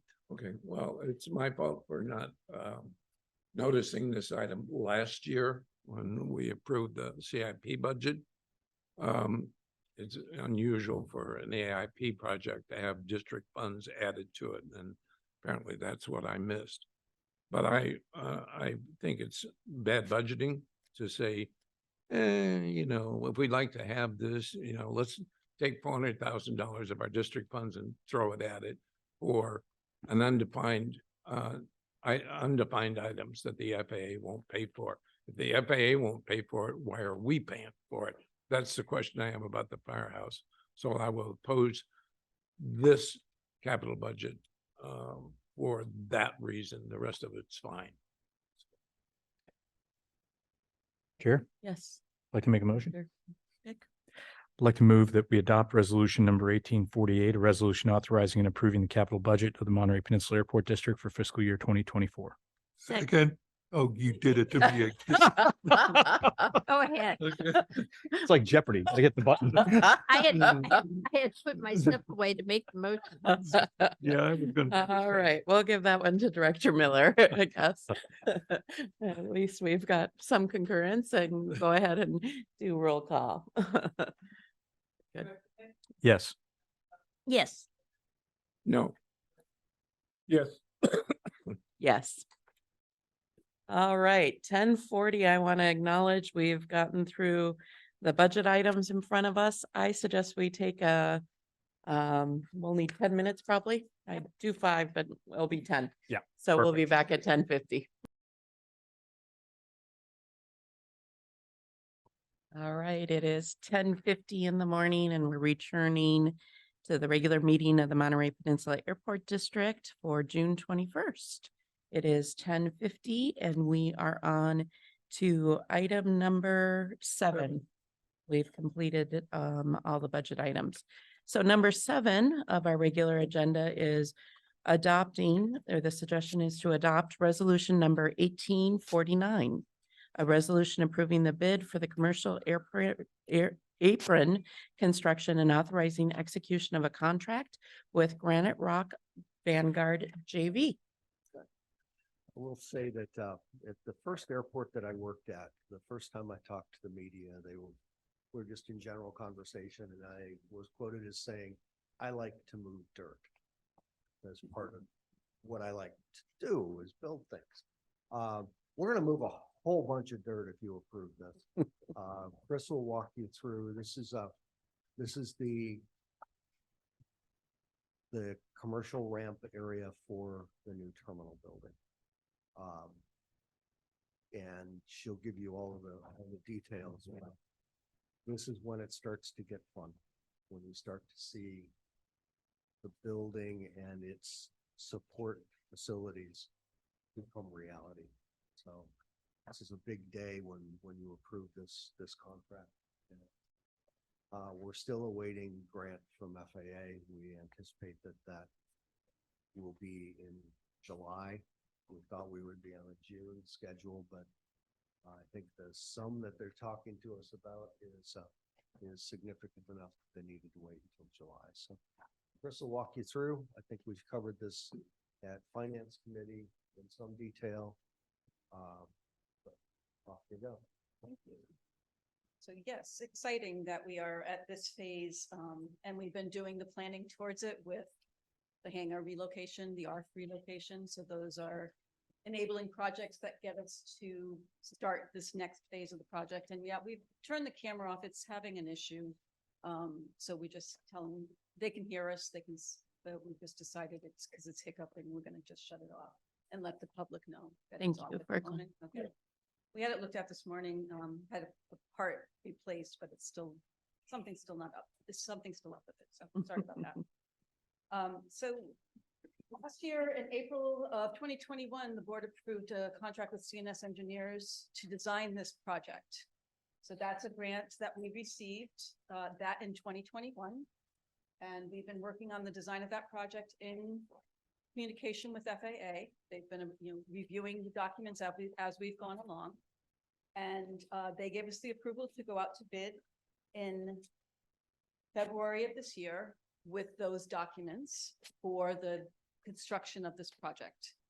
So with that, the staff went out to bid in February, published the notice. We took bids on April 4th. So we gave the contractors quite a bit of time. We had a mandatory pre-bid meeting where the prime contractors were required to come and see the project because it is very detailed, and we really wanted to make sure that they had eyes on the ground and knew, especially where they were hauling over 140,000 cubic yards of dirt too. So we had I believe it was 3 contractors in attendance at the pre-bid meeting, I'm sorry. And 3 contractors provided sealed proposals on April 4th. Those were opened by CNS Engineering as our engineering professionals. They opened the bids in a public meeting. We had Granite Rock Vanguard JV, so they have a joint venture that they're doing this together with. Granite Construction Company and Pikert Construction Company were the 3 large companies that provided bids to us at the time of bid open. You can see on page 2 the total amount of the bid. So FA is going to fund this project in 2 grant cycles just due to the cost. But we will be presenting 1 contract. So we've submitted a grant based on the whole amount of everything, including the engineer's costs to oversee the project. So FAA has that and they program that, but they know that they don't have the $44 million this year to give us. They believe they're going to have about 23 million for this fiscal year to provide to us. So the totals for the 4. Just, excuse me, when you say this year, you mean in this federal fiscal Correct. year? Yeah, So federal fiscal ending years- September 30th. 30th, that's right. Federal fiscal years go from October 1st to September 30th. Most of the bids are out by August because they start to close down their financial system, but we will and are programmed for this grant. They have put it in, it's been programmed. Now it's just a matter of the timing of it coming out. This year, grants have been coming out on the 3rd Thursday or Friday of the month. So they had one that came out last week, one notice that came out last week, and ours was not in that notice. And we believe it, we know it, because it's the timing on when they hit program, which was after they have cut-off dates as well. So we will be in the July notification, which could be either Thursday, the 3rd Thursday or Friday of the month of July that will be noticed on it. But the contractors, they were pretty close and they were within the engineer's estimate, which is what, FAA also wants to see. Not that if it was much higher or lower, you just have to do more justification and more reasoning and provide FAA with a reason why. But we really were within that 10%, which is really where FAA's sweet spot is for anything, whether it's your professional services contracts or your construction contracts. If you're within 10% of that estimate that you've provided, and you have multiple bids that are all within each other, within a really minute amount of each other, then that is considered a good bid. And so this is a valuable bid to us. It was reviewed by CNS engineers for all of the requirements that were in it. They checked every one of the calculations to make sure that there was nothing off in their numbers. So it was all validated, and CNS provided us with a letter of support or a validation, which is what we give to FAA with our grant application. We give them, and again, they did it with all of the contractors' bids. They looked at every line item and validated every line item. That comes out in a report that goes to FAA, and we make our recommendation based on that report that Granite Rock Vanguard is the lowest responsive and responsible bidder. So responsive means their numbers match, they signed all the documents, and responsible is they have the capacity to do the project. And capacity means they will have to bond this at 100%. So there are some financial risks for them as well, and they have that capacity to be able to do that. Vanguard's portion of it, I think, we've had Granite Rock on site before. Vanguard, we have not. They will be the concrete provider because this is a lot of concrete. The apron itself will be a concrete apron. So they are going to be the concrete provider. And we are doing a sustainable concrete, which is something relatively new. It's a less carbon emissions concrete for this. So we will be also looking for, there are similar to LEED certifications that you can get for flat work like this. So LEED is specific to vertical work. So that's buildings, and that's where you get certifications. This is called Envision. And we'll be looking for an Envision certification on this project as well. So every piece of the project that we're trying to do will have sustainable components to it. So again, that was approved by FAA in our bid documents as well. So with that, we would recommend that you adopt resolution 1849, authorizing the contract with Vanguard, the Granite Rock Vanguard JV, for the not to exceed cost of 41,046,800. 41, I'm gonna do it because I keep messing this up. 41,046,883.83. Thank it. you. I'll answer any questions. I'll go ahead and take it out to public comment first. Seeing no one in the audience, I'll go ahead and close public comment and I'll open it to the dais. I've got some questions. Sure, go ahead, Director Miller. Just a couple.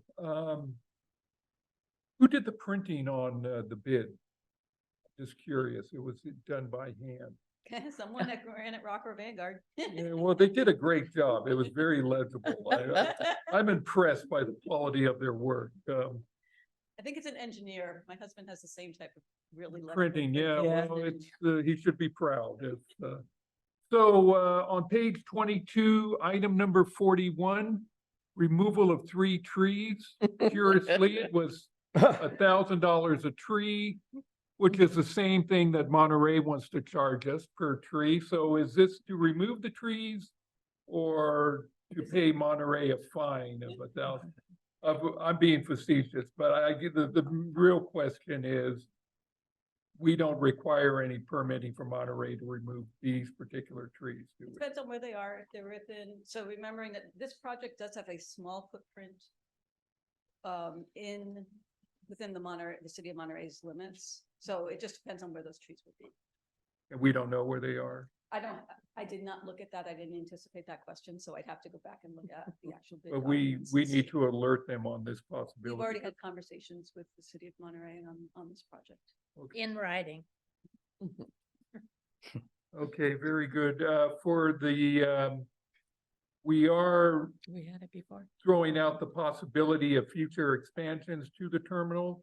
Is that going to be factored into this, like conduit laid that may not be used? So this, primarily, this is the ramp construction, not the terminal construction.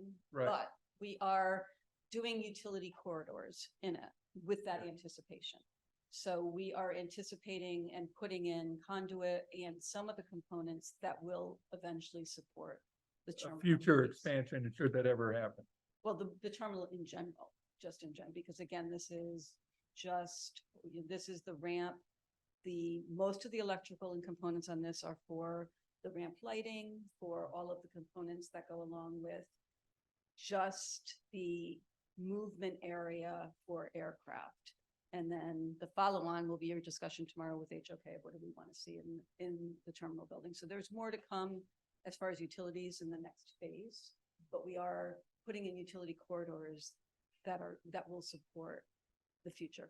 So we don't have to go back and dig up brand new concrete in the future. Okay, good. Okay, that's all I have. Thank you.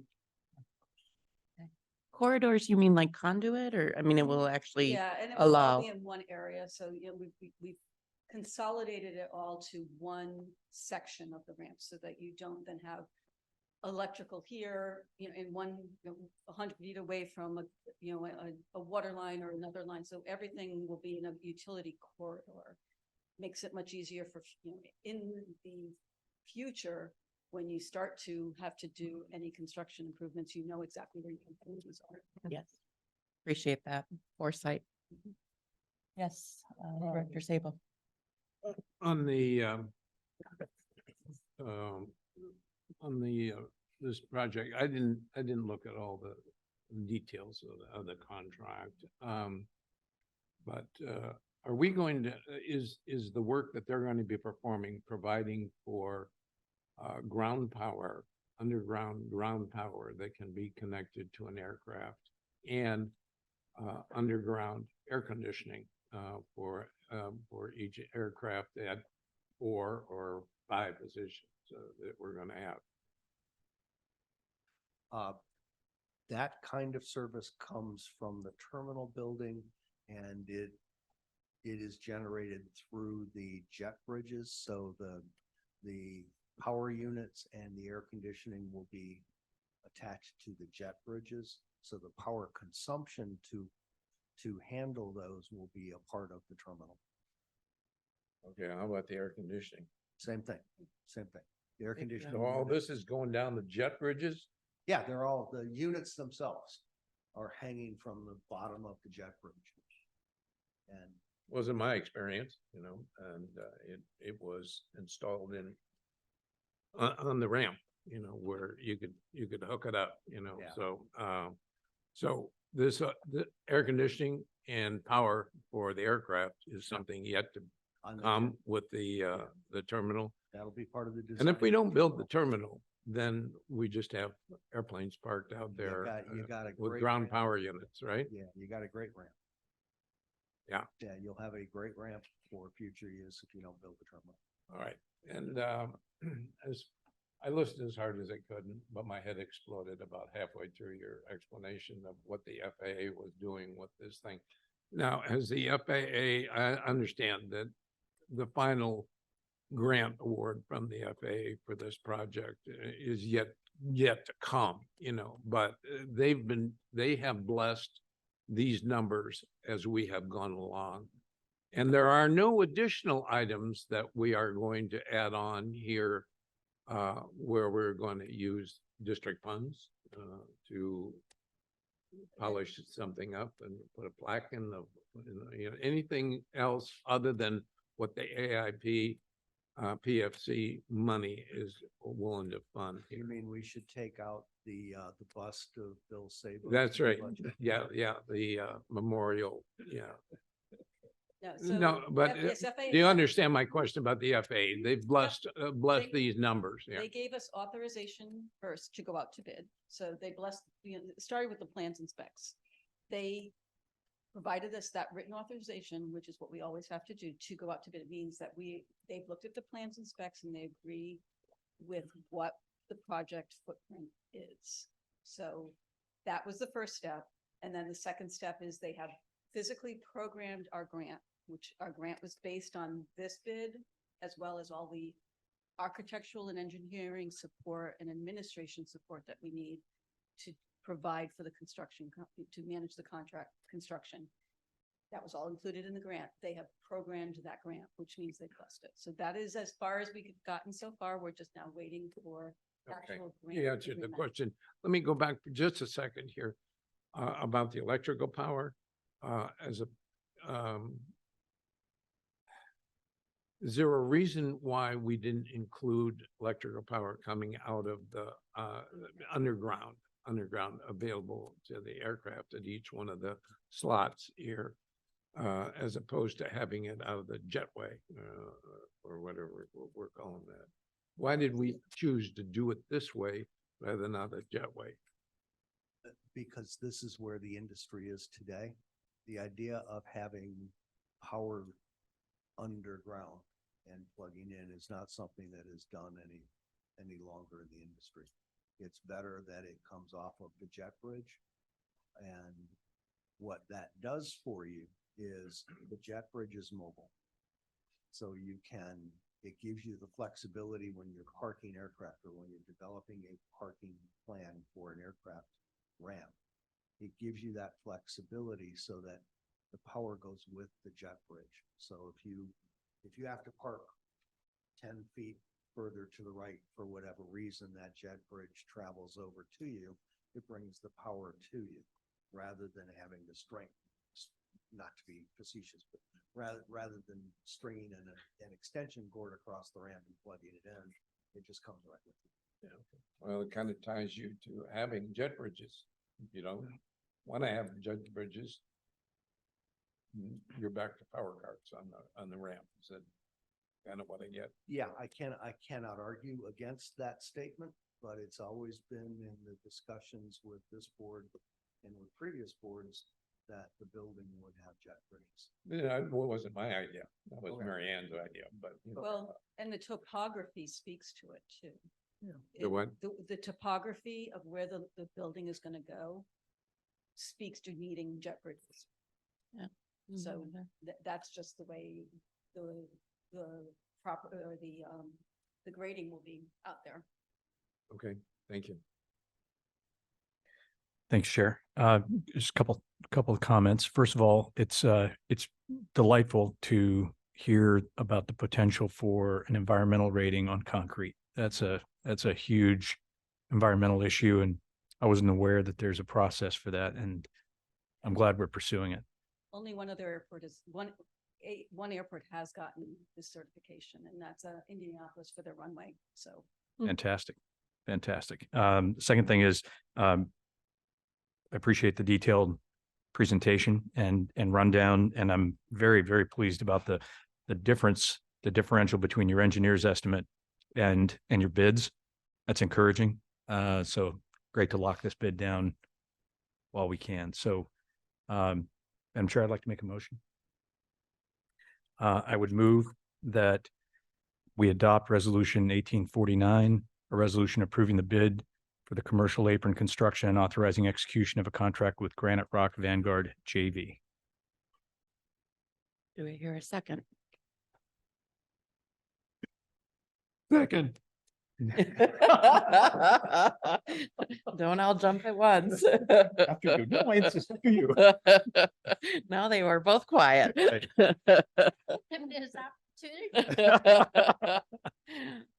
All right, I've got a first and a second. I have a question about the existing building removal, item 27, page 22. What building is that? Fire station. no, actually it's not. So the fire station is part of the ARF contract. So that is being removed under the grant that we had for ARF. These are all of the hangars that are over there. Okay, So all of the hangars that are on the southeast ramp over here will all be removed.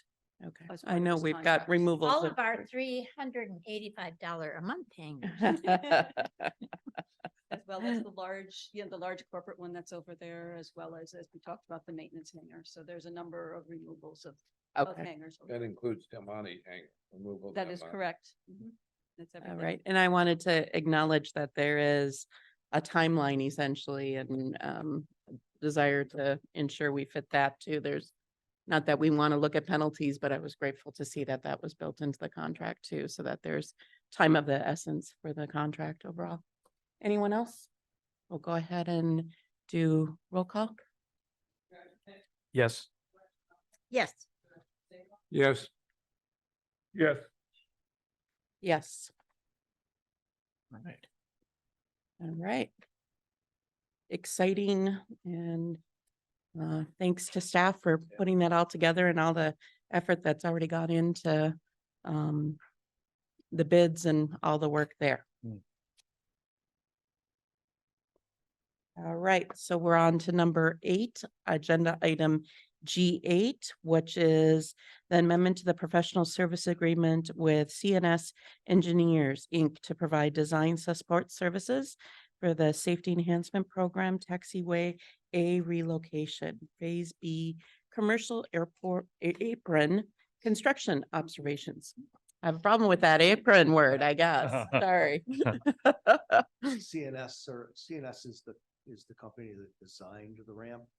We want to keep them at the table. It's customary that the design engineers remain at the table so they can answer any questions related to design during the construction process. They're the ones who then have the stamp on the drawing, so they are their drawings, and they need to be at the table as questions arise. That's what this contract does. It keeps them at the table, provides those services.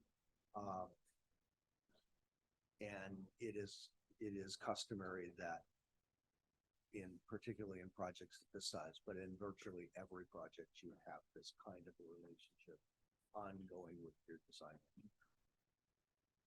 What this contract will do for us is keep CNS at the table, make them available to Chris and her engineering team.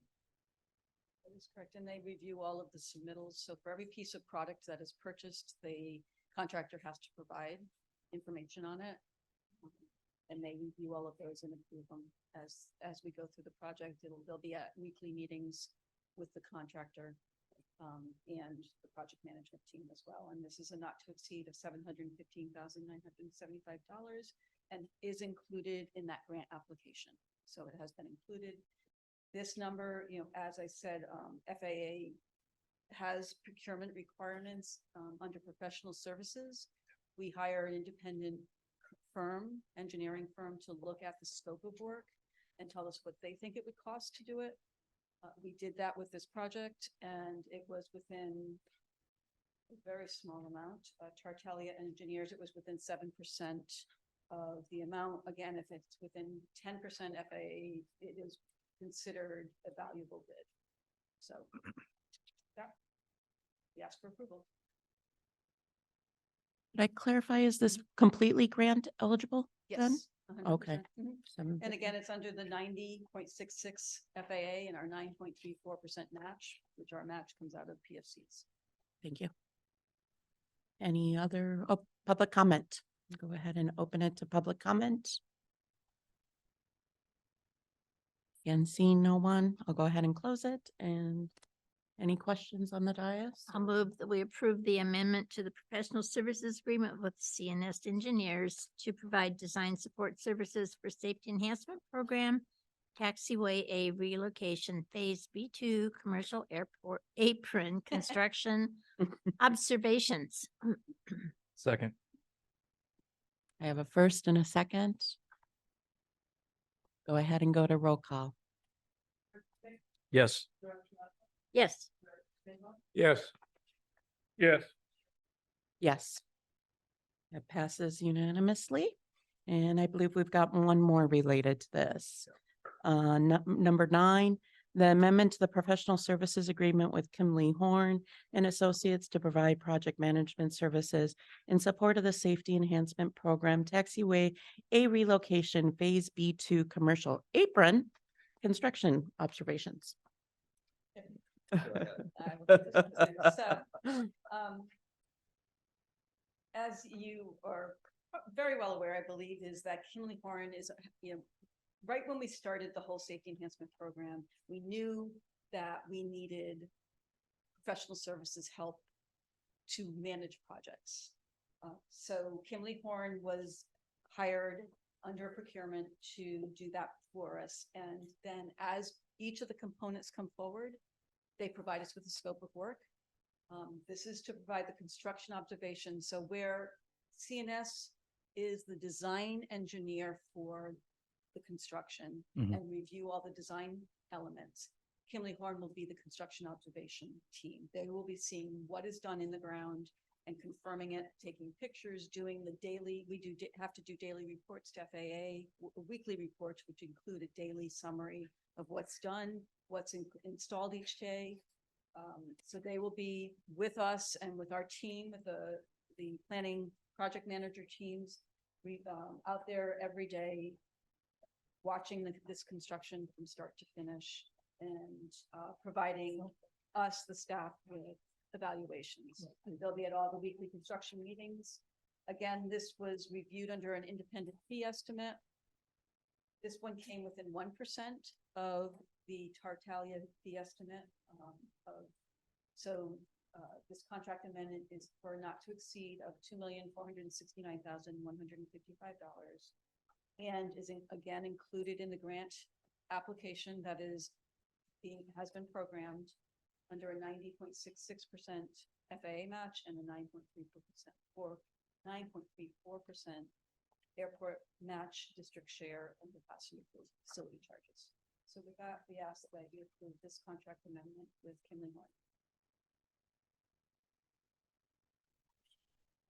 Yes, let me open it to public comment first. I'll go ahead and open it to public comment. Seeing none, I'll go ahead and close it. And Director Sable, you had a question. Yeah, I do.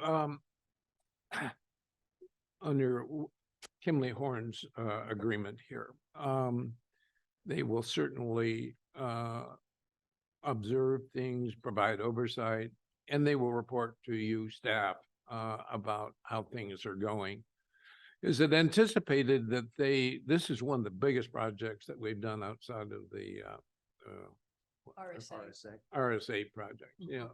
Is it anticipated that Kimley Horn will give the board some kind of a how goes it briefing periodically, maybe think- at least halfway through the project to say, here's how it's going?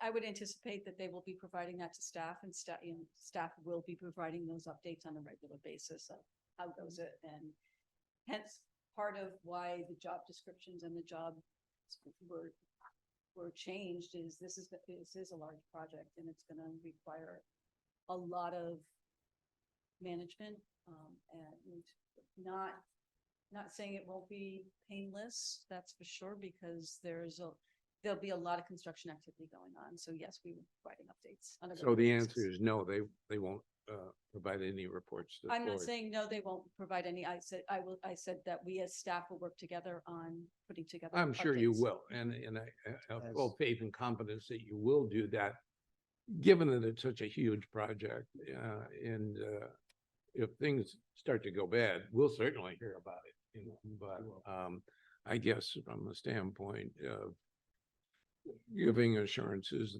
as an oversight body that things are going well, and we have full faith and confidence in the staff, but it'd be nice to hear from these guys that we're paying all this money to, that their observations about this Yeah. joint venture are going well, because it's the first time that I've seen a joint venture on something like this. They're just to ease your mind a little bit. JVs on projects this size are very common. We just haven't done them in this scope. And staff will keep the board up to date on a regular basis. That does not preclude us from having Kimley Horn come in and give you a briefing. as Would be well. nice. Yeah. Not mandatory, but it sure would be nice. I understand what you're saying. That's what happened with the RSA. They came in on a regular basis, did a good job keeping us posted. We anticipate that same practice. They did the RSA. Kimberly Horn Yeah. was the project Yeah. oversight for partners. the RSA. Are they looking at having dedicated project managers and Yeah, I- there probably will be at least two, because there are some phases where we be doing day and night work. There is some limited night work on this project. When we're working within the taxiway reconfiguration portions, that's all night work. A good majority of the project, though, is going to be day work. We're going to be constructing and moving a perimeter area to make most of the work not on the active airport operations area. So that makes project day work, which is really helpful, from a cost perspective too. So we're not doing a lot of it at night. But yes, they will have multiple people assigned to this project. and I don't see travel in the bid. So are they absorbing that if people are traveling, or are they looking at having local? One lives here local, Okay, and the other lives in the San Jose area, but it's all included in their cost estimates. So okay. That's still pretty close for the technical expertise, I think. So. Any other questions or can I? Madam Chair, I'd move resolution number 1849, approving the commercial apron, 18, amendment to professional service agreement with Kimley Horn. Second. And we did go out to public comment. I'll go ahead and just do roll call.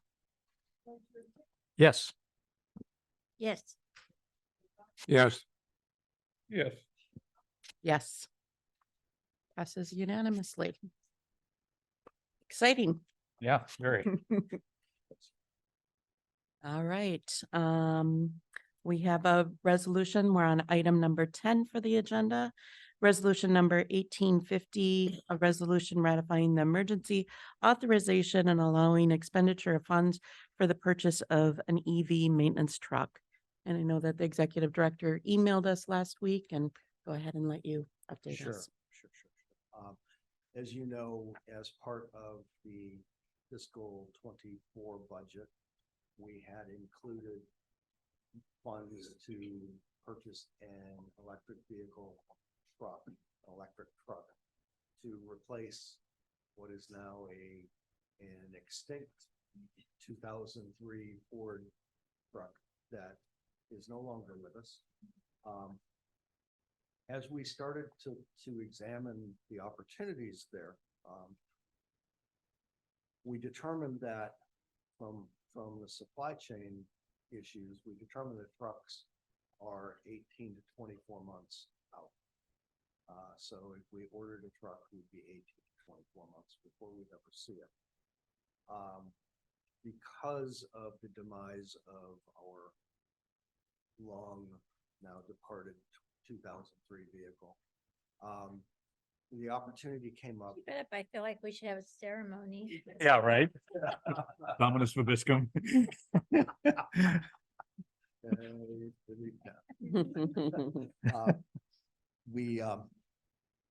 We did find a slightly used vehicle, electric vehicle that's available to us now for less money than we had asked for in the budget. This vehicle, after it is outfitted, should be about $80,000 in expenses. It's got 4,000 miles on it right now. So, and that number that I gave you compares to the 100,000 we had in the budget, or we have in the budget. We think that this is a good fiscal move on the part of the airport. There is a need for that truck now. So this was an opportunity that if we had waited, we definitely would have lost the truck. There was another one in play and we lost that. We lost our opportunity within 2 days. So we felt we needed to move quickly to get to take advantage of this opportunity. That's why we went the emergency purchase process. So this resolution would simply retroactively approve the purchase of the truck. We'd ask for guidance on that. And it was in the budget, so it's, okay. And I know we were all emailed about this, so seems very financially prudent that it's lower than the cost, and obviously certainly need the replacement. So go ahead. Madam Chair, I'll move that we adopt resolution number 1850, a resolution ratifying the emergency authorization, allowing expenditure of funds for the purposes of purchasing an EV maintenance truck. Second, I have a quick question. 2 questions. Director Miller? I know we always hope to get grant funding. Any possibility that could come later? Chris, you want to cover that? So a couple things, the Monterey Bay Air Resource District grant program, they won't notice those until the fall. So I don't believe for this one, it'll be eligible for grant funding. That said, we also found a rebate program, which maybe it will be eligible for under California rebate program. While it's not new, there is a clause in there about a rollback on a vehicle if it was under 7,500 miles. This clearly is. So we have a question into that team to see if maybe it's eligible for a rebate of $7,500. So we're working on that, but this would not fit into the MPAD because we're getting it now and they won't announce the grants until October. Okay. Thank you for looking into it. And Director Saba? What's the warranty on this vehicle? I'm sorry, the warranty. What's the length of the warranty on this vehicle? So we're purchasing it through CarMax, so there are a few warranties that come along with it. You have a 30-day, no questions asked, return policy. So if we don't, it isn't what we want, we have that 30 days. Then you have a 60-day warranty for anything issues that come up. So if you keep it, and you're not returning it, but you have some issues with it, they have a 60-day policy of fixing anything. Then it's all, because it's a 2023 vehicle, it comes with all the manufacturer warranties as well. So it has. How long is that? I would have to go back and look at what the Ford manufacturing warranties are at this time. Well, the reason I'm raising this question, I think this is an all-electric vehicle, the total battery operated. Been reading a lot of articles about the cost of replacing those batteries in there, upwards of between $10,000 and $20,000. Okay, and they have a 10-year life of this thing, right? So, I mean, a lot of people are beginning to question the economics of buying an all-electric vehicle. Have we considered that? You know, I don't know how long our previous truck lasted, but I think it exceeded 10 years, right? We had an electric vehicle for 20 years here. We had one of the Oh, first. really? Electric truck. We had one of the first electric. All electric, what, all battery operated, huh? The manufacturer's warranty on this one is 8 years or 100,000 miles for any component related to the electrics. The, Whichever comes first. or- anything that is, any component, and I'm reading from Ford website, any component unique to hybrid and electric vehicles is 8 years, 100,000 miles. Anything that's not related to the hybrid and electric vehicle components, like, for example, a drive shaft or something that any normal car would have, it falls back to their normal warranty, which I believe is 3 years, 36,000 miles. Okay, so we got 8 years on this battery, that essentially. Guaranteed. We'll get more than 100,000 miles. out. 8 years or 100,000 miles. I'm getting real concerned about all electric vehicles. I like hybrid ones, you know, where it can keep operating even if the battery fails, but apparently these batteries, I didn't realize how much these batteries cost. And, for these, who's this Musk guy, you know, with his batteries? 20 Tesla. Yeah, Yeah. 20,000. Yeah. Yep. For a battery. Yeah, we have, just, to follow on to what Chris said, we have existing experience with electric vehicles, both of the Kia Souls that we use principally for operations and for properties are all electric vehicles, and they've performed exceedingly well for us. Good. I can support this, just as I said, in the finance committee. And this is recent information where I got the sticker shock on the battery costs, and I don't think I'll be buying an all electric vehicle in the near future. Thank you. Out of All right. curiosity, do we have our own charging station or do we just utilize one of the? Both. Okay. We have our own, and then we also have a card for the charge point ones that we can charge them on the charge point on, which are fast chargers. Ours are, the ones that we have are just regular charging, not at an accelerated level. So if we can want to do it overnight, that's really easy. But if they need a quick charge, then we also have the card for the charge point so that they can use the DC fast chargers that we have. Thank you. Right, I'll go ahead and take it out to public comment. And seeing none, go ahead and bring it back. I'm sorry, I missed. You have You a got it motion. first? Yeah, Okay, I yeah, do. yeah. And it was Mary Ann and Carl? Okay, and we've had a few of them today, sorry. Okay, Dino, sorry, Yep, Dino. it's okay. My right. apologies. All right, so go ahead and do roll call. Yes. Yes. Yes. Yes. Yes. All right, sorry about that confusion. All right. All right, we are to item number 11 of the agenda, action regarding the governance manual modifications.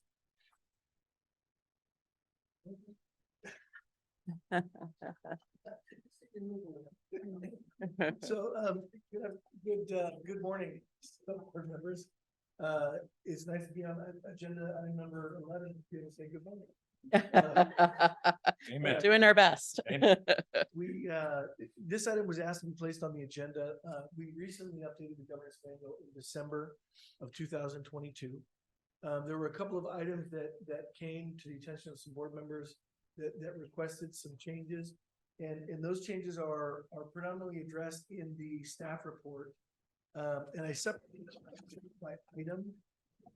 The first one is the amount of time that members of the public can address the board for each individual item.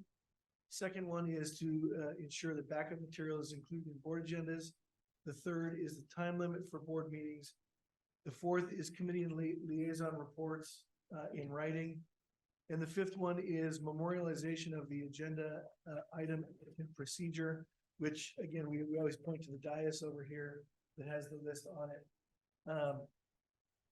That one actually I don't have a recommended change because those upon review of the governance manual, those items are enumerated in the governance manual. I reference where they are, but so I did put some in the text in the staff report. I took what I thought the requested changes were, and I tried to encapsulate those requested changes as best as possible. You'll see it in underlined text or in strikeout. There was actually not very many strikeouts, but predominantly the underlined text is the text that I included here to propose to be added. I'm happy to go through them one by one if you like. They're fairly self-explanatory. Board members, you are not required to do any of them or all of them or some of them. This is totally up to you. You can do them all. You can do some, not others. You can do, again, up to you. I'm not married to any of the specific language. If you have, I always use this phrase, I have no pride of authorship. So if you have different language you'd like to see that meets the same end goal of the request of the board member or members who requested these changes, great. It's fine by me. But How did you get how did you get the input for these changes? they were requested at a previous board meeting, and specifics were given in that board meeting, and I took the notes. Denise, I don't know if you noticed, but Denise she takes copious notes here, and she By hand. she took a picture of those notes and sent them to me because I was, away from a video screen, and that's what I did. I went by the notes as to what she took down. Madam Chair? Yes, Actually, you want to go out to the public first? or- yeah, Yeah, sorry. I will do that. I'll go ahead and take it out to public.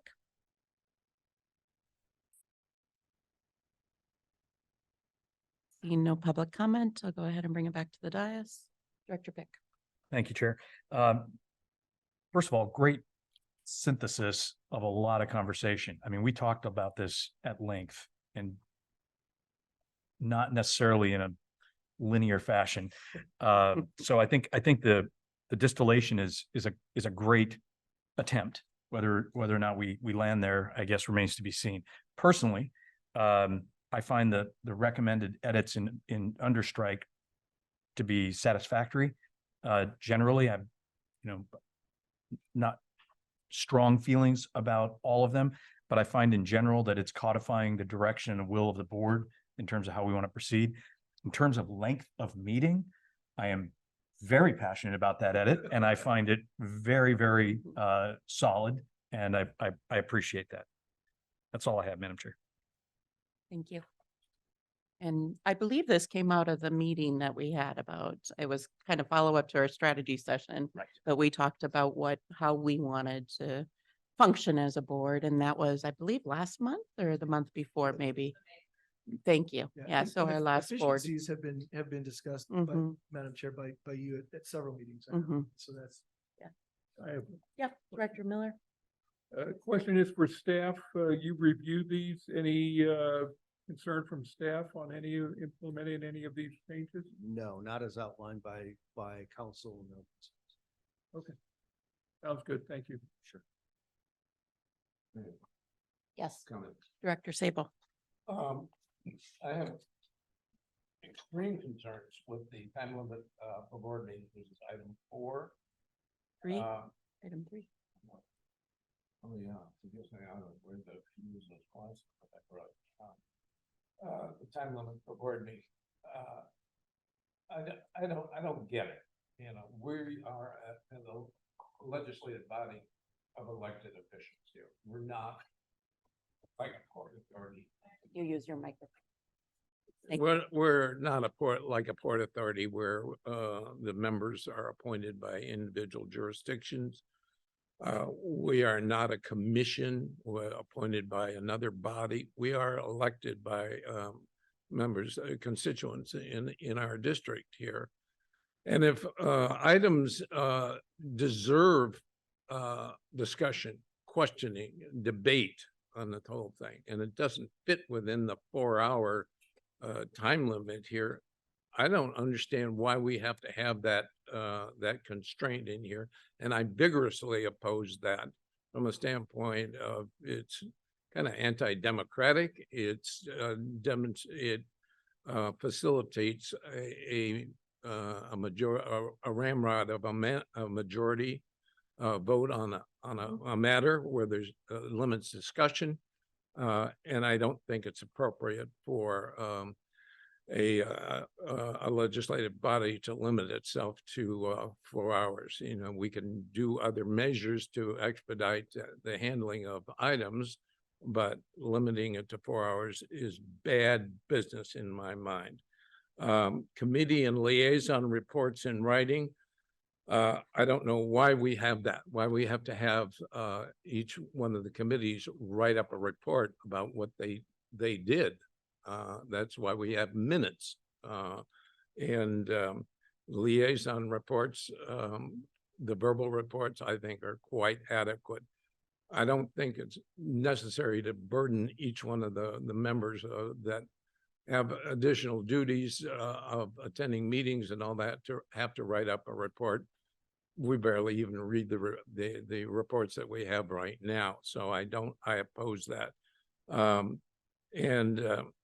Let's see, I have additional items that I would like to propose for consideration, and that would be having there's been a lot of discussions about it, creating the agenda for the board meetings.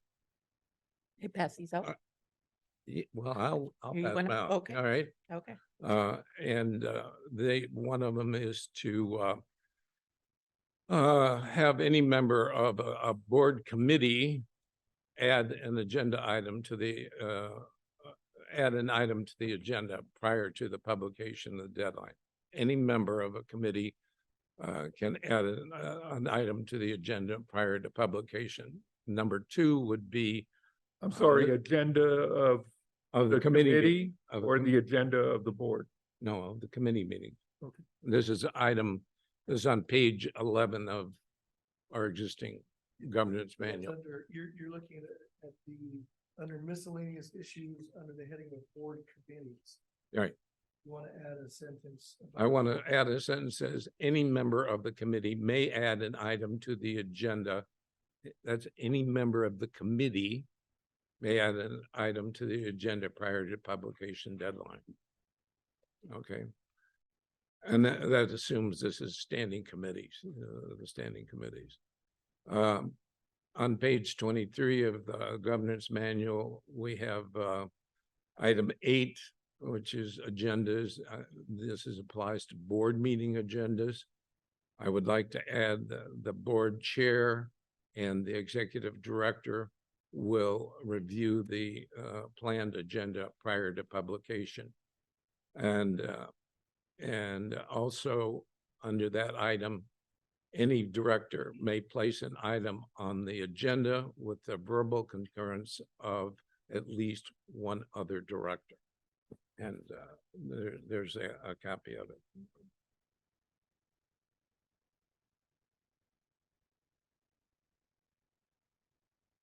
Yeah, You got one? there you go. I ran these by district council for consideration of its, I guess, legality or its ability to function within an organized meeting. So those are my comments. This is what I'd like to add in addition to what is already provided in the governance manual edits here. And just to keep these items sort of delineated, because I know there are some items in the staff report that you did not agree with. These items that you have requested to add would all fall under pretty much category number 2 on the staff report. Board agendas. Under board agenda, most of them. You lost me there. So you had an issue with time limit for board meetings, which is item number 3 on the staff report. Right, yeah, okay. Your suggested changes really all fall under item number 2 on the staff report. I'm trying to. Okay, all right. Try to keep I the get it. same things together, similar things together, so we can sort of compartmentalize. Works for me, yeah. So I guess I'm amending item 2 with these additional items here. There's been concerns about the governance manual as it is and the contract as it stands. Are these amendments and changes of concern? As prepared by council, no. As we've discussed, no. I think they are somewhat superfluous. You already have on your agenda the ability to add items on the board agenda. You already have pending requests for future agenda items, which gives you the ability to do that at that point. That requires at least a verbal second from someone. I'm not sure exactly why these would be needed. We, as practice, do review the agenda, the chair and the executive director. And in terms of committee agendas, committees are the intent has always been that committees review related activities related to the committee function. If there is a need or a desire for you to add additional committee agenda items, that could always be done under that same future agenda item format. So I'm not sure exactly why these are here. I'd love to hear the explanation there. But I think at least from my chair, the context of committees is to review those matters that fall within that purview that staff intends on advancing forward to the board for action so that there's prior review. And if we're in that context, then I think we've already got the mechanics to do that. So that's my thought. I'll be glad to, since these were my proposed changes, I'll be glad Go to ahead. address that. Yeah. Okay, first of all, as far as adding items to the board agenda, it has to be done by your definition at the previous board meeting, and it has to come up for a vote. That's not in the governance manual right now. What I'm suggesting here is that in the time between a board meeting where we talk about future agenda items and decide to place things on future agendas, things may come up. And number 2, things don't come up, don't get played that are on the existing future agenda listings, don't actually get on the agenda. Okay. So what in my proposal here is that these items get on the agenda at the suggestion of one board member with the verbal consent of another board member. So that they get on the agenda, not at the discretion of either the chairman or the executive director. And I think this will, there's nothing that prohibits us from saying we want to discuss an item, except that I think it's good business to put an item on the agenda. Number 2, as far as committees go, these are board committees. They're not staff committees, they're board committees. And if items should be discussed within the context of the finance committee or service development, or if things are proposed by a board member, they ought to get on, that's a member of that committee, they have to get on the agenda, not ignored, but get on the agenda for discussion And these are, because these are board committees, not staff committees. And I agree that custom has been that staff will bring the agenda on things they want to talk about. But maybe the board members should have a little bit more involvement in the preparation of these agendas, and board members should have a more positive input into the creation of any individual board agenda, because these are board meetings and they are board committee meetings. And it's not intended to slow down the actions of the staff, but rather to enhance the discussion and bring forward matters that are of value to the board. And if two board members agree, then we ought to go ahead and discuss them. That's the rationale. My only comment, I failed to mention this before, but my only comment is you included the word verbal consent. I would just say consent. Okay. Because if, again, it may come by email, it may, consent is consent, and so it doesn't have to be verbal. Okay, I put verbal in there. Yeah, But to that's what avoid she- any confusion of it didn't get voted on. And Well, no, yeah, because but- that's a problem we have in the governance manual right now. Well, governance manual does not call for a vote on new items for the agenda. It just says with the concurrence of another board member, but we vote on this stuff. And I don't agree with that. So I agree. That's okay. I will withdraw the verbal and just say the concurrence of another board member.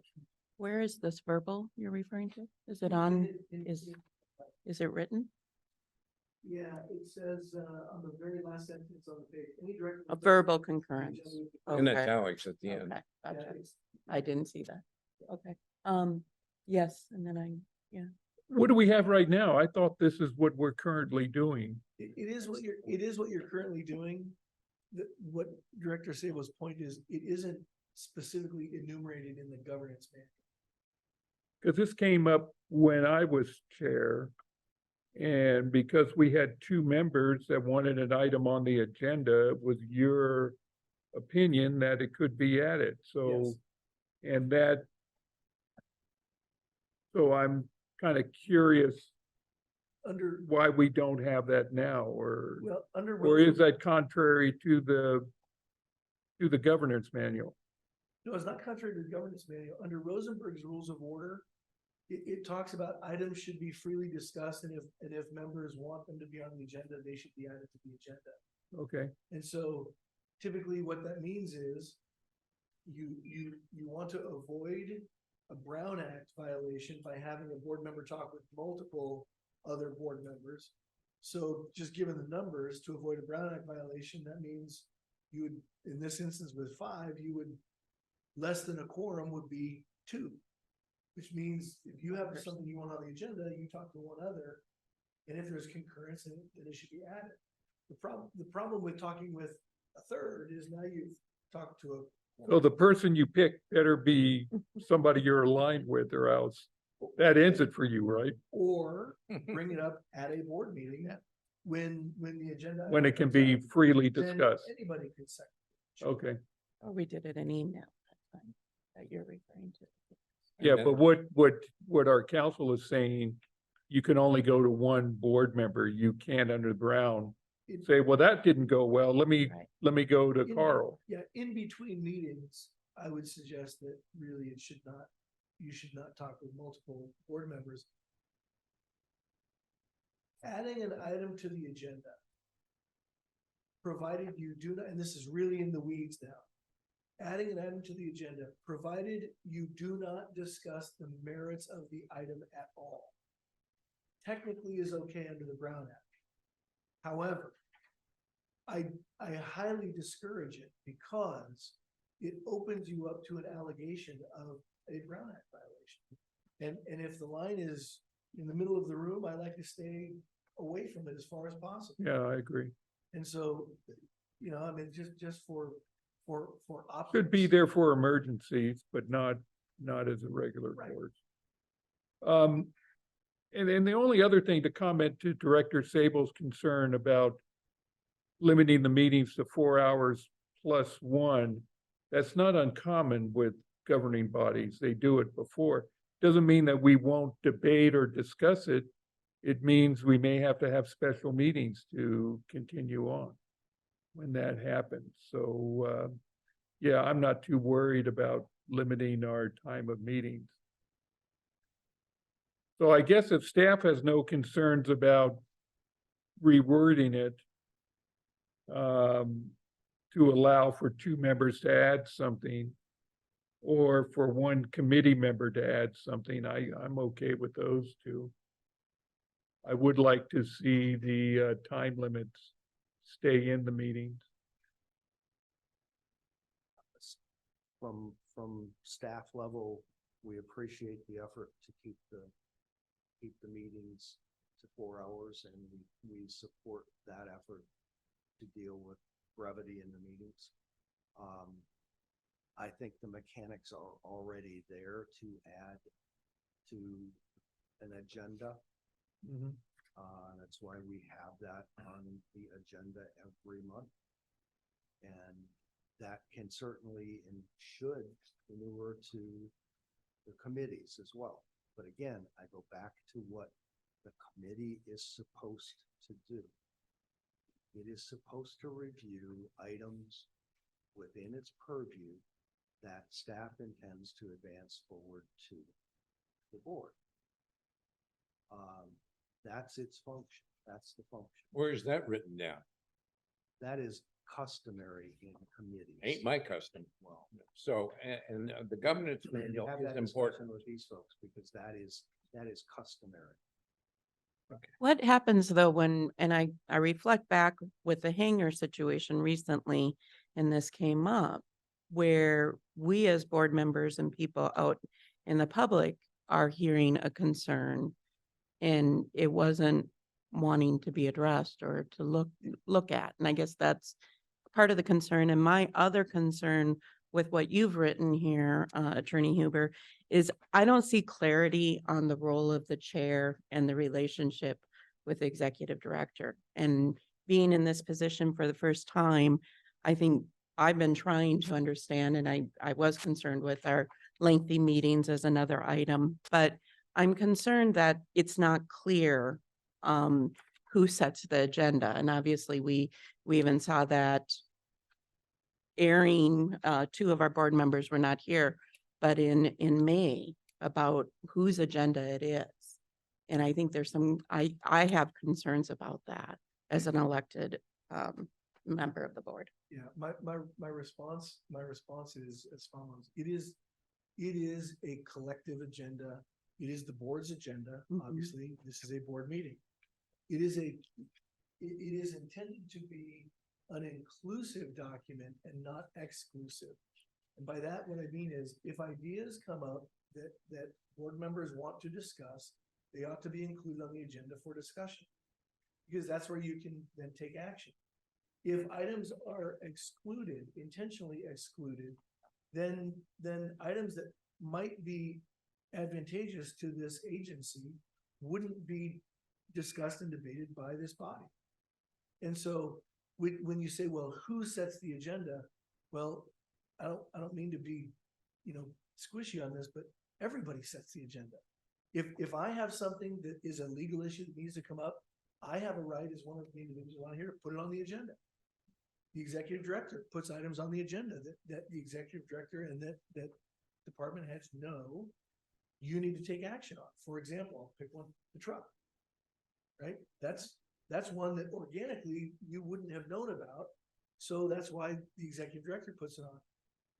Board members that want items on the agenda, the chair can place an item on the agenda. A board member with a concurrence of another board member can place an item on the agenda. And if the board concurs with the language that Director Sabo has added, that can not only happen at a board meeting, but in between board meetings, right? I think the $1 million question is which items go on which agenda, right? Some items necessarily, for example, the budget item always is on June. May and June, always. So if you can get updates on it, at various times, typically quarterly midpoint of the year is when it usually happens. right? But items that the board want on the agenda ought to be included on the agenda. So the answer to the question, who sets the agenda? Well, Collective. it's a collective, right? Now, there are some decisions about order on the agenda in which items go first. And if you have a 4-hour meeting, some items, and again, I don't want to downplay the edge of your seat riveting presentation that's coming up next. But that item could easily be pushed off to another day. I mean, there's no fire burning there. Right. So that's sort of a no-brainer. Others would be more difficult, would require, I think, discussion by the board as to, do you want it on this agenda or the next one or the one after that? And so it's sort of a collective. And that's why I was looking for the agenda setting meeting ultimately, and however other chairs have done it. And I don't think and I've certainly tried to not function as a rogue chair. I've tried to reflect back conversations that the board has had and requests that the board has had. But I understand that that could be a concern ultimately too. And I'm not looking for that.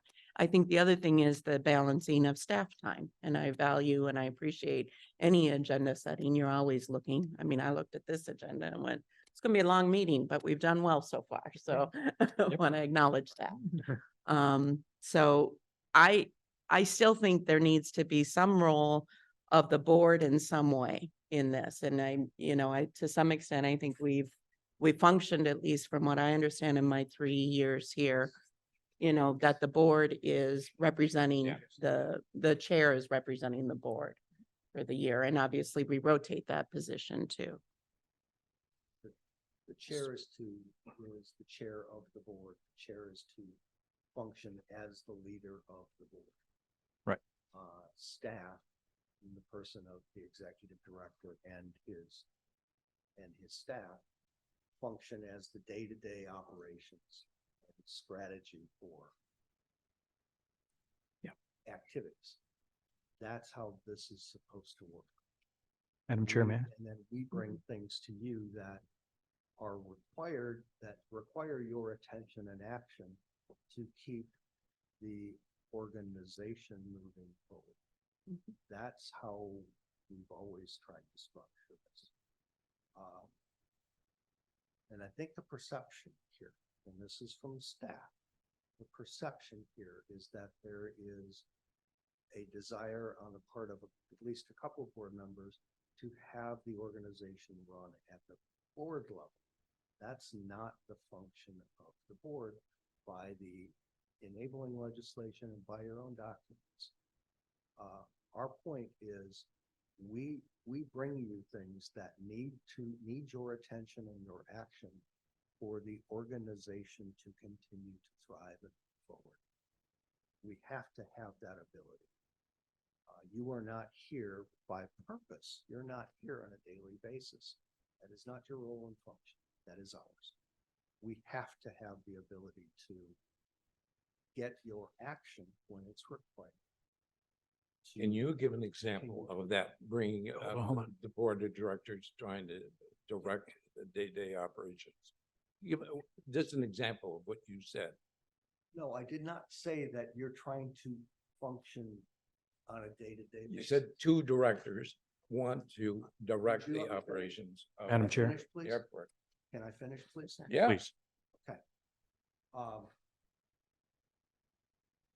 When you attempt to put the board's position over staff's position, we're supposed to work as a team. We're the day-to-day. We are the people that make this move. We need you to provide your oversight and your policy within which, that's the construct within which we operate on a daily basis. We need that ability to do that.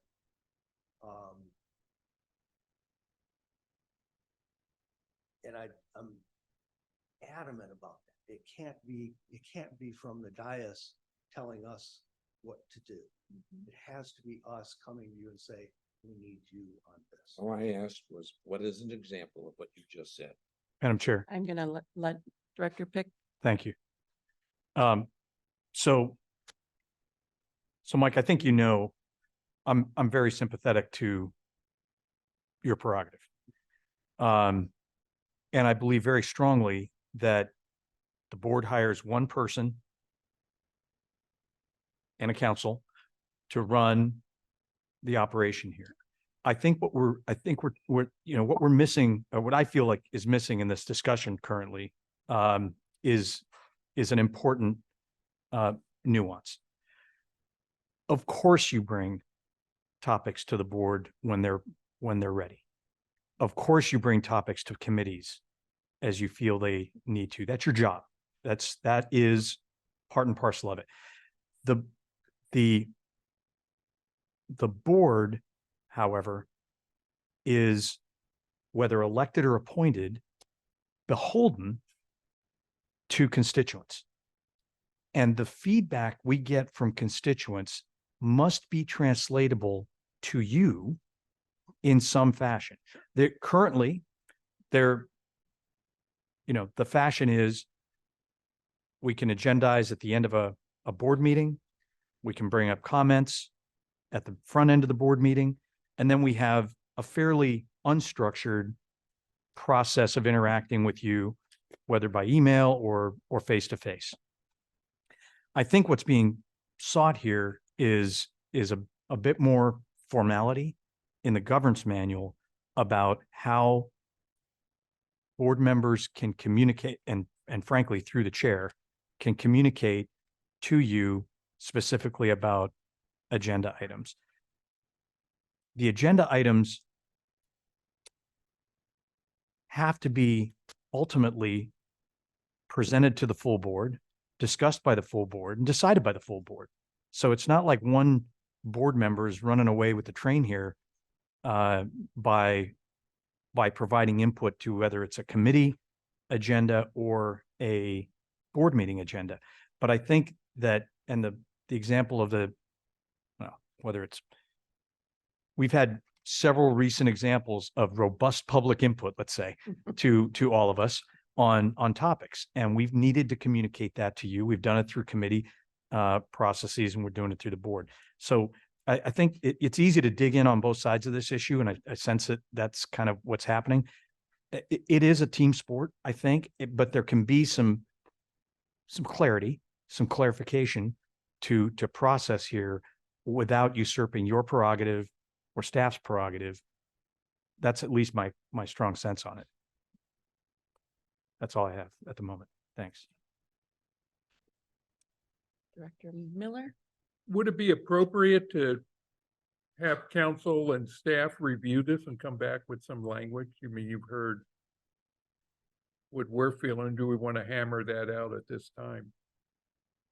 Well, yeah, I'm happy to do that if the language that was proposed by Director Sabo is not sufficient, I think for the chairs, like, I'm happy to work on additional language. Absolutely. I'm okay. I just think, I think the suggested edits, for me, it's the clarity of the chair's role and the agenda setting ultimately. And I understand staff is going to have most of that, but it seems that there needs to be some back and forth and ability to ensure that what the board has discussed collectively is also getting on agendas. Yeah, and this is right. This is where I say, and let me just be direct. Do you feel that the language that's here is that sufficient, or do you think it needs to be massaged? Well, if it needs to be massaged, I'm happy to do that. Yeah, I don't see it as being clear enough. Even if, as I read item 2, any item sought to be placed on the agenda, which item has not been previously approved by the board, must be approved by the chair. There's nothing about the agenda setting in here, and I think that's a big question of the function ultimately. Were you asking about the additions that I provided, or Yes. the ones that? Bills provided. I was talking about Director Sabo's additions. Yeah, Were those sufficiently?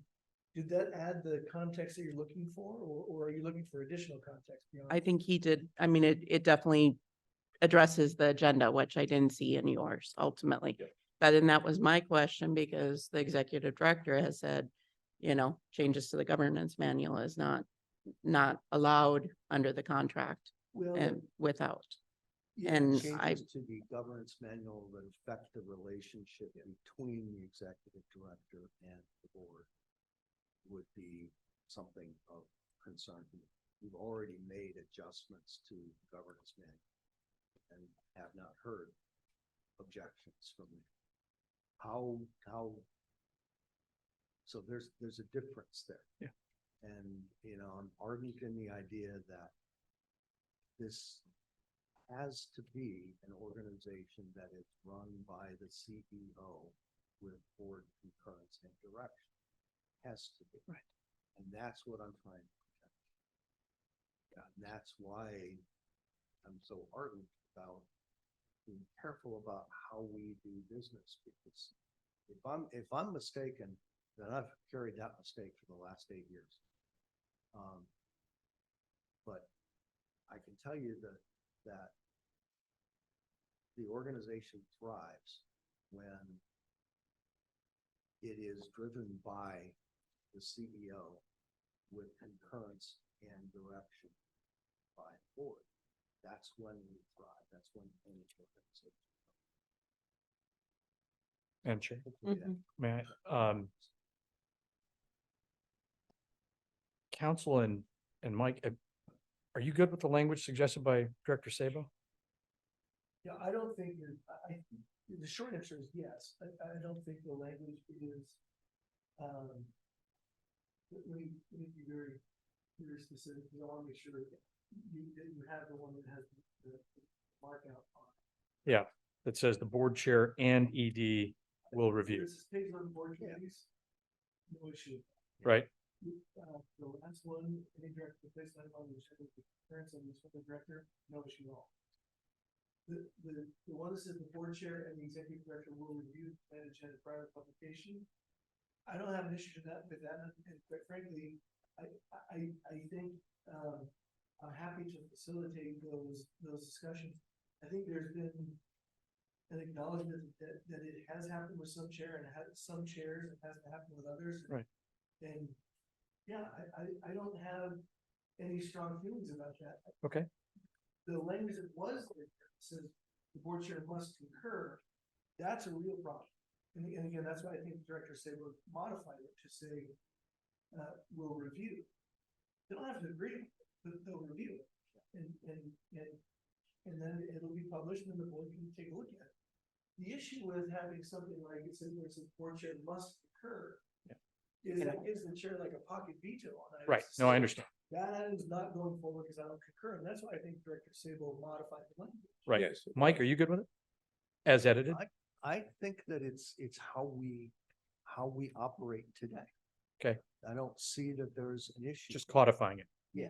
Got it. Anybody on the board have issue with this? I just think I would like to see staff and our attorney, they know our positions on this, work up some language. I don't see this as an urgency that we have to have this done at this meeting.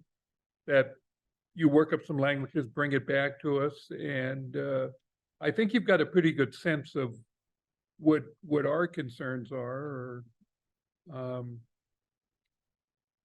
For me, that would be my recommendation. I guess what I would just say is I'm good with everything you proposed in the staff report. I'm good with the language that Director Sabo has suggested with the edit. And I think we spent a bit of time here talking and thinking through this. So I'd actually be willing to at least approve part, if not all of those changes today, if my colleagues are willing. I have one question on page 26. Of the governance manual.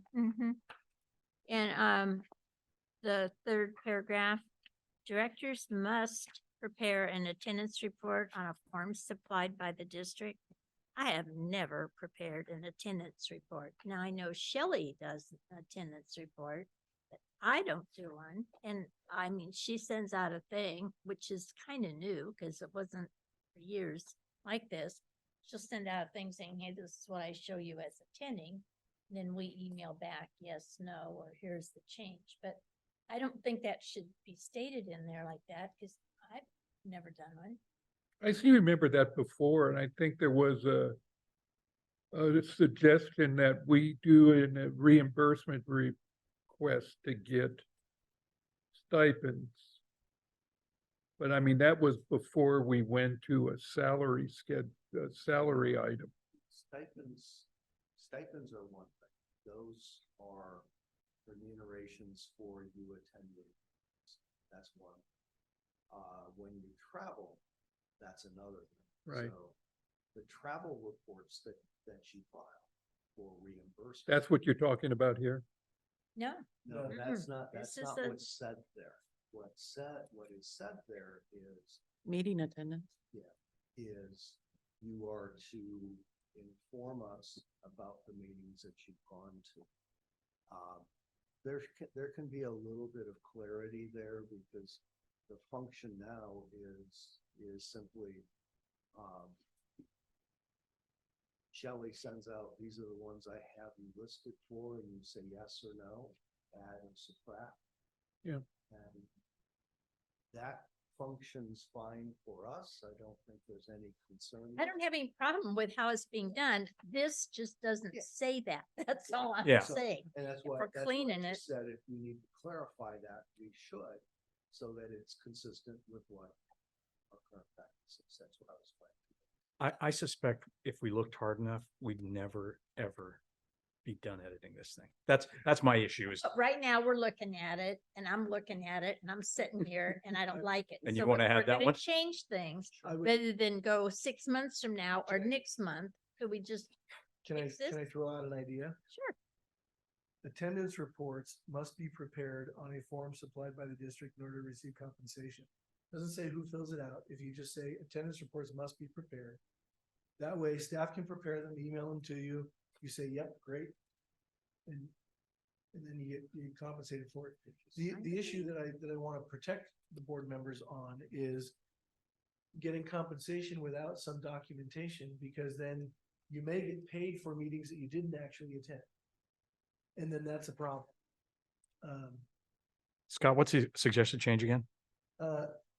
Eliminate the word directors must prepare. Form and just- supply. And say attendance reports must be prepared on a form supplied by the district in order to receive compensation. Attendance reports must be prepared on a form supplied by the district. Got it. Doesn't say who fills it out. The current practice is Okay. staff will fill it out and get it to you, and then you just give it the thumbs up and say, great. looks Okay. good." Which is consistent with how we're doing business. that's fine. I just, Sure. That's a good one. Can I make a motion? I'd like to move that we adopt the changes to the governance manual as recommended by staff in the staff report, as recommended by Director Sabo in his handwritten or typed edits as edited to say the board chair and ED will review, and to include the change on page 26 suggested by Director Leffel and council. Period.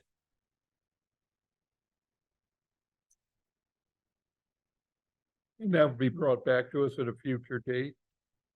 No, if you Yeah. approve it today, I will update the governance manual and publish it. Okay. Do I hear a second? second, Mary Ann, Director Leffel. because Carl was sleeping. You couldn't tell by her voice? I'd like to have some discussion on the motion. Okay, and it looks like. Let them.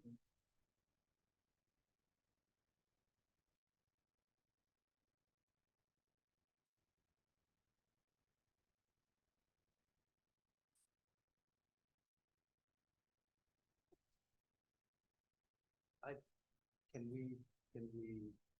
need some clarity here. On what, Mike? Director Sabo's, any item sought to be placed on the agenda, which item has not been previously approved by the board, must be approved by the chair. What does that mean? So maybe, that's not, that's already. Okay. That's what does there. it mean? In Where are you guys? on page 20. No, on world. You're talking about something that's in Hold on, the hold on. governor's menu now? Page 22. Sorry. Yeah, 23. Item 8A, 22, item 8A. Okay, on the 1, 2, 3, 4, fifth line down. Yep. Any item sought to be placed on the agenda that has not been previously approved by the board must be approved by the chair. is that already in the approved manual? Yeah. Well, what does that mean? What it means is, what it means is the chair can add an item to the agenda. If that's what it means, that's fine. I have no trouble with that. And But we that's should the say that. authority I was asked. Okay. Okay, but that's already been approved, so, Yeah. That's- But you- since we're talking about clarity. okay, then fair enough. I think there needs to be some clarity because I think that will help with the overall relationship. Right. To get some clarity there. And I understand, Mike. So where that tilts, rather than being a veto on any agenda item by the chair, that tilts towards the chair can Okay, add. let me reword it to make it clear. The chair may place an item on the agenda, which item has not been previously approved by the board. Okay, So that would mean when you go to Brown Act violations, if you have something you want brought to the board, you can only speak to the chair about, No, okay, what it means is and I'll use again, since you're currently chair, if there's an item you would like on the agenda, you may add it to the agenda. In between meetings. as it should be. Yeah. Mhm. You can add- And anyone on the that is- board could speak to the chair That is to get it, practice. something added as well, if they Yes. have a concern. Now, also, anyone, because the next sentence that we just added in italics, they don't have to go to the chair, any director may go to another director. If 2 directors want an item on the agenda, it's on the agenda. But you can't go both ways, is what I'm getting at. That's You correct. can't go to the chair and then go to somebody else on the board, That's correct. Either or, or right? either or, Yeah. is, I'm clarifying that. If mom doesn't give you the right answer, you go to dad.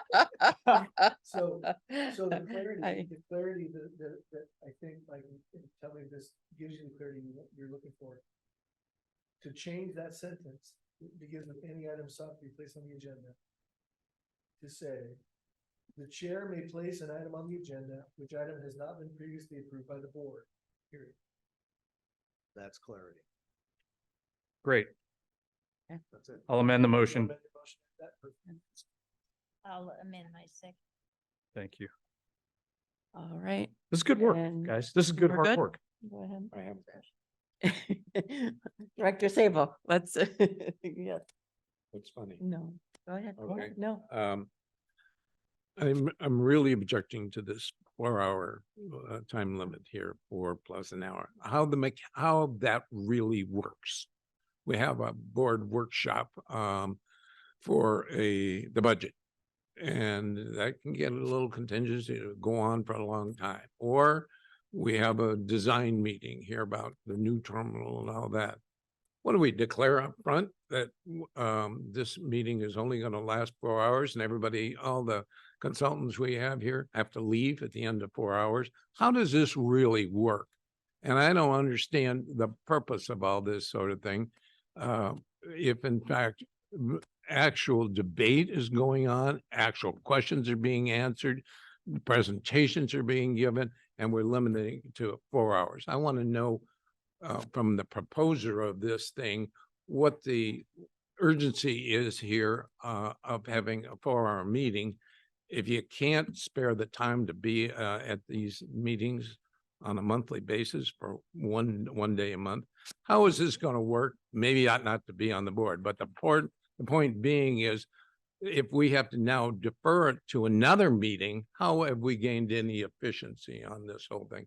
And I'd like to, from the proposers of this particular amendment, I'd like to hear something about the mechanics of that. I'd like to speak for a minute on it because efficiency of meetings were something that I definitely wanted, and I want to share with you for a minute, Bill. I really feel a 5-hour meeting I mean, we talk about 4 hours plus another hour if we need it. And then we can also extend it, but you can't think straight after a certain time period. And that space allows people to get more research, to get more information, things of that nature. So that is the reason that I'm so for the efficient meetings that we're trying to create. I think it also is respectful of staff and their time and all of their efforts that they spend in creating documents that we review. And one of the things we talked about is just having clearer information presented to us. So those are some of the reasons that I'm very much in favor of this. It is not saying that discussions won't happen or they'll be stopped. We can always extend a meeting. We Where can does it say take that? It says 1 hour extension for a total of 5. And then it says any agenda items not considered at the board meeting can be continued to the next regular board meeting. So again, that continuation could be a request of staff for more information. It could be that the board goes back and gets more information or research or things of that nature.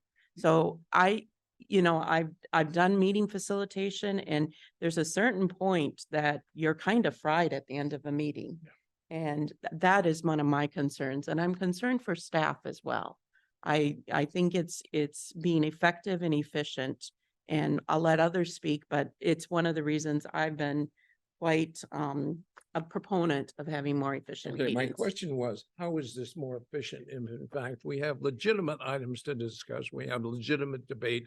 And now we have to adjourn because Well, we went over the 5 hours. Lem- And now we go into another day. If in fact, I guess we have to have a vote, as to whether we go on to another day. Well, That's not efficient to let me. Let me address that, because this is not an ordinance where it's like a law. This is a governance manual, but look at the very last clause here. Any agenda items not considered at the board meeting shall be continued to the next regular board meeting unless a majority of the board directs otherwise. That otherwise direction could be, you know what? Let's We've keep only going. got 10 more minutes, let's keep Yeah. going. And that can be If a majority of the board says, let's keep a going. powerful majority wants to cut off debate on the subject, doesn't want to hear anything more on it, then we cut it off. We don't continue on, Well, and I'm trying to Madam make Chair. sure that we have legitimate democracy here. But let me give you, if a powerful majority wanted to cut off debate right now, someone could say, I move we end debate, and someone could say, I second it. Under the Rosenberg Rules of Order, that requires an immediate vote with no discussion. If a majority say I yes, move we end debate. Second, that requires a vote. Right. Well, literally no debate, it requires a vote. Roll call.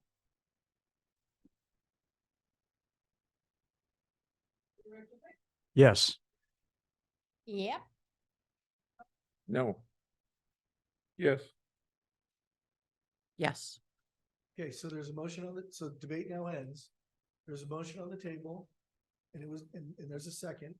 Right. And the motion includes all of the changes that were in the staff report, plus the revisions that Director Sabo offered with the handwritten interlineation on, as well as the on Page 26. the verbal modification that I proposed that was included in the motion. And on page 22, item number 8A, changing the sentence, any item sought to be placed on the agenda, which item has been previously approved by the board must be approved by the chair. To change that to say, the chair may place items on the agenda, an item on the agenda, which item has not been previously approved by the board, period. Roll call. Yes. no. Yes. Yes. Moves forward 4-1. Great work, everyone. Thank you for conversation. input. I have been notified that Director Leffel will be leaving us at 12:45. And Mr. Pick, you've got a hard stop at 2? 2, okay. I'm just looking at time management here. 12:28.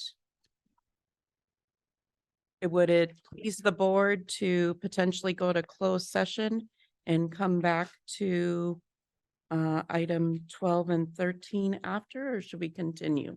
I think that's a great idea. That'd be a strong request to have the full board for this session. Say that, yeah. That would be a very strong request of staff to Yeah. have the full board for this session. Yeah. So let's go ahead and we'll, if I hear concurrence on that, we'll go ahead and go to closed session. Scott, do you want to read us into or Sure. I think I need to remove myself for item 2. On item number 2, yes, you would need to recuse yourself. The chair, you need to recuse yourself. As you had mentioned, you've got a financial conflict of interest as to that item that relates to the Monterey Fire contract. So 1 and 3 maybe, and then could we change 2 after that? Sure. Is that okay? Sure. That, okay, we'll go ahead and do that and try and move forward as a full board. Okay, and So moving to closed session. yes. Yes. Okay.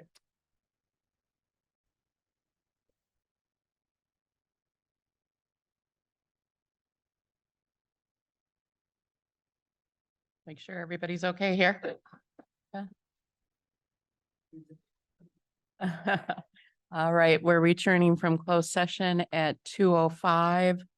For the record, I was excused for Items 1 and 2, items 1 and 2, and then Director Leffel left at approximately 2 o'clock, or approximately 1 o'clock. 1:45. Yeah. okay, 12. 12:45, 12:45. Okay, and then Director Pick just left. Yep. So just for the record, and there is no reportable action from the meeting, from the closed session. Back to our regular agenda. I'll confer with my board members. Should we go ahead and continue with the 2 items that remain on the agenda? It is 2 o'clock in the afternoon, and then we've also got committee reports and any questions we have there. We have. Yeah, technically we have, and for those other 2 items, I think it's well, the police contract, have we discussed that in its entirety, or was there anything more you wanted to add? No, I think we covered that one at least from last time. Because that wasn't an action item, right? That was just an update. Mike, your mic.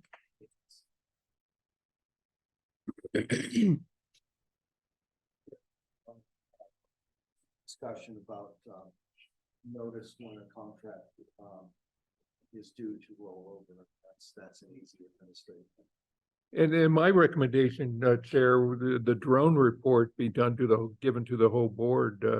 How long of a presentation is that? If I would say it's probably 7 to 8 minutes with no questions and probably 15 with questions, maybe. Okay. Can we Yes, table that? we certainly can table it. I'll go ahead and do that, and I'll see if there's any clarification on the committee reports, which we do get meeting minutes of for some items at this point. And again, we've lost half the board. So anything from anyone? Otherwise, we'll go ahead and adjourn. How about the departmental report? That's what that's all. Not a committee. Okay. So I will reiterate my desire to know on delays, which we had a substantial number of delays, whether they're inbound or outbound. Because I get generalized complaints from constituents about delays at Monterey. And I look at the report and it doesn't say anything about whether they were delays out of Dallas or delays out of here. And I can figure it out on FlightAware. I can look at it and see whether we were delayed or inbound or delayed outbound. I don't know why we can't have that information from on our staff reports. from operations. That's my only comment on departmental reports. I'm trying to, I thought that we've got something. This. Does that not cover? No.